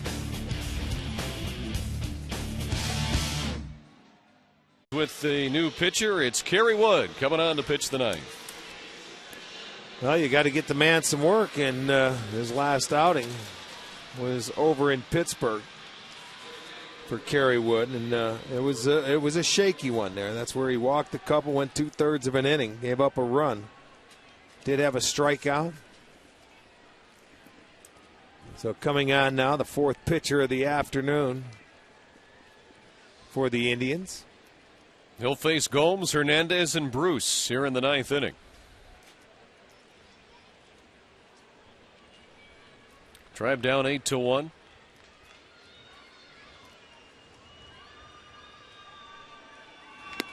And there's strike one to Hernandez.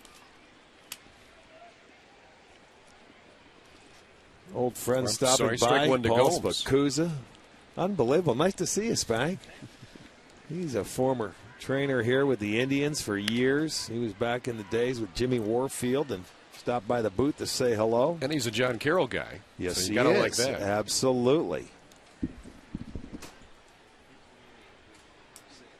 There's Paul. There he is, right here, right behind me. Keep shooting him. It makes me look good. Except I'm older. You're absolutely right. I'm older than everybody now. Swing and a miss for Gomes, so Kerry Wood gets a 3-pitch strikeout to begin the ninth inning. That'll bring Ramon Hernandez to the plate. 6th strikeout of the day for the Indians pitching staff. So 1 out for Ramon Hernandez, who's 3 for 4 today and a home run away from the cycle. Tripled in the 3rd, doubled in the 5th, singled in the 7th. And swings and misses there. He was going for that home run for the cycle. Got a healthy cut at that one. Here's the last Reds cycle. Happened in 1989. Well, they are few and far between. I think cycles are about as rare as no-hitters. They're right about on course. No-hitters and cycles. They're very close. And now, it's nice when you get the big ones over with, but when you need that home run and you started having to swing, your swing gets a little bigger off a guy like this, it doesn't bode well. 2-1 now to Hernandez. Well, they got the hard one out of the way first, especially for him, the triple in the 3rd inning. Well, absolutely. It's his first triple this year. That is because of the deflection, and this is not a big triple ballpark. Right.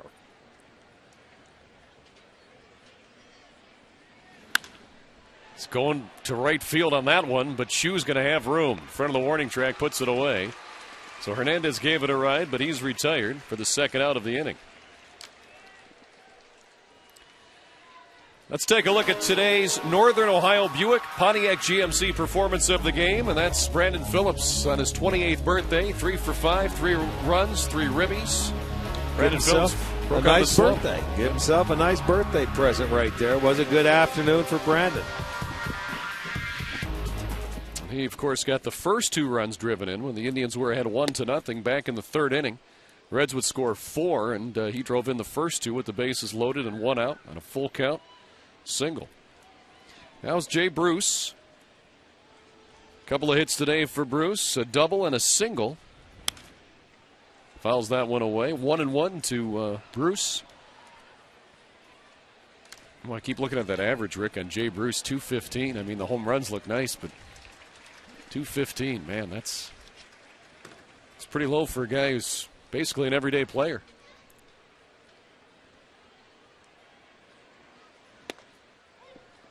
Well, if they're going to be any better offensively, he's got to move it up and he's got to be more productive. You can see legitimate. He's got a nice swing from the left side. It's just a matter you got to start hitting better average and driving in some runs. It's that one in the air to left. Garco moving over toward the line. He'll make the catch, and Kerry Wood has a 1-2-3 ninth inning. We'll go to the bottom of the ninth. Drive down 8-1.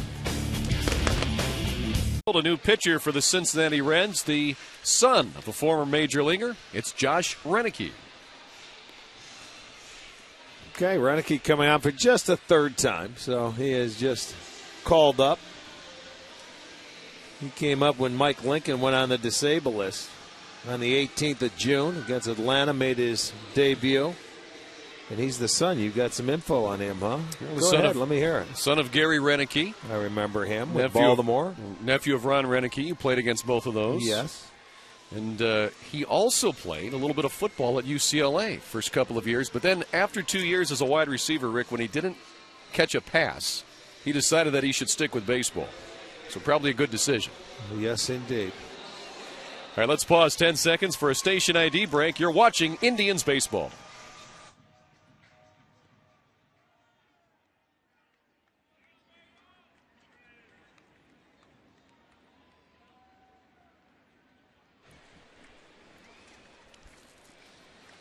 Renicky will see hitters 7, 8, and 9 here in the ninth inning for the Triumph. Valbuena, Shopik, and Francisco.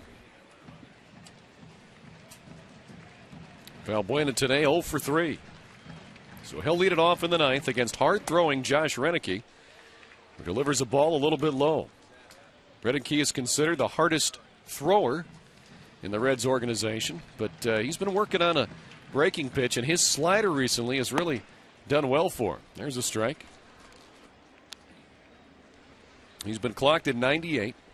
Well, when you come into games like this and you throw that hard, that you get your work in, but you want to, you stay with that fastball where you can throw strikes. Oh, there's a slider. Valbuena fouls it off, but now the count 1-2 to the Indians' second baseman today. Josh Renicky, 26 years old. There's Valbuena trying to get his first hit of the afternoon today.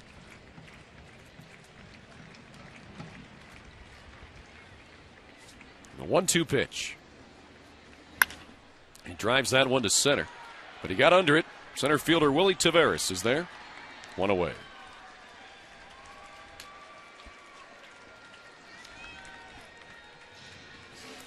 We'll bring Kelly Shopik to the plate. He's 1 for 3.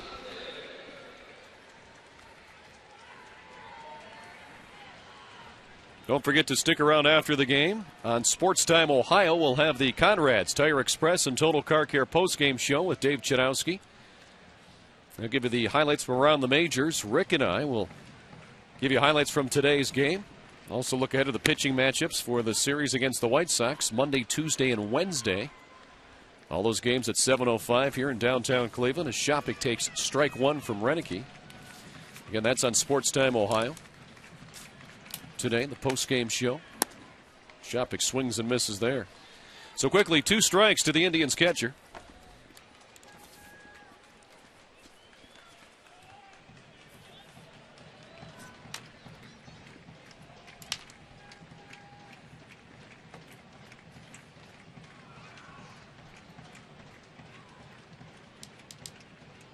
Here's the 0-2 pitch. Shopik lifts that one foul and out of play. Reds with 8 runs on 15 hits today, haven't committed an error. The Indians 1 run on 6 hits. They've committed 1 error. Both teams have left 8 runners on base.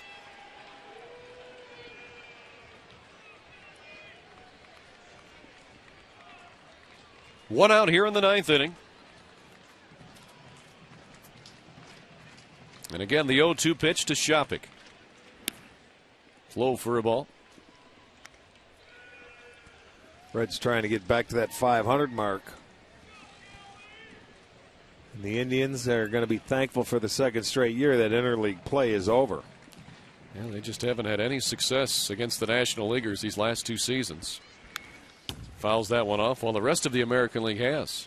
And if you look back to 2005, Rick, when the Indians started that run and then they made that run for the postseason all the way to the last week, it was against the National Leaguers in interleague play where they started that hot streak. 15-3 that year. That's exactly right. They came right back into it. It brought them back into the final week of the season. The Indians just 11-42 in interleague play the last 2 years coming into today's game. The 1-2 to Shopik. Lays off the fastball up high. 2-2 now.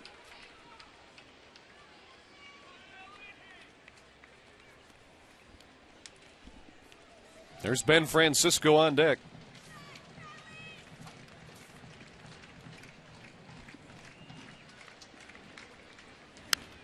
Shopik fouls off another one. So Shop hanging in there against Josh Renicky.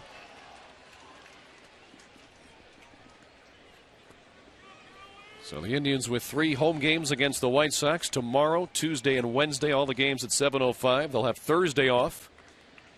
Then have home games Friday and Saturday night against Oakland, Sunday afternoon against the A's next week at 1:05. Then have Monday off. Shopik lines that one to right. Nice piece of hitting by Kelly Shopik to get his second base hit of the day. And the Indians with the runner aboard here in the 9th.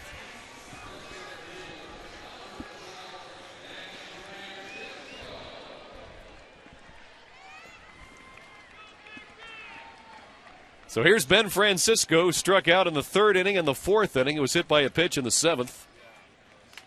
And he'll bat here in the 9th with 1 out and Shopik on first base.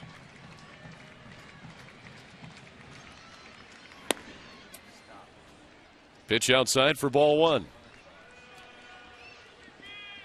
Francisco in center field today with Sizemore, the designated hitter. Still looking for his first hit on the weekend. Takes a strike. 1-1 to Ben Francisco.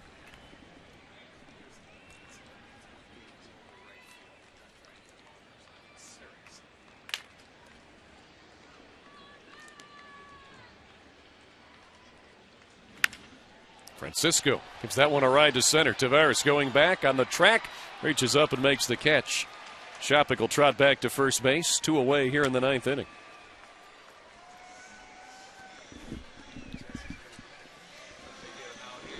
So Asdrubal Cabrera will be the batter as we go back to the top of the order.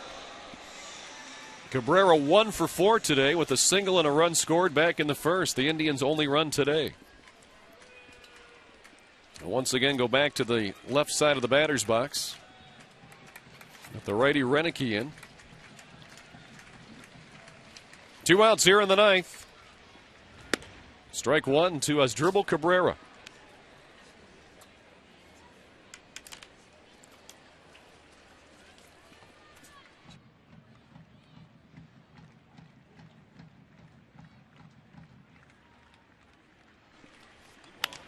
Cabrera fouls that one away. 0-2 now to the Indian shortstop.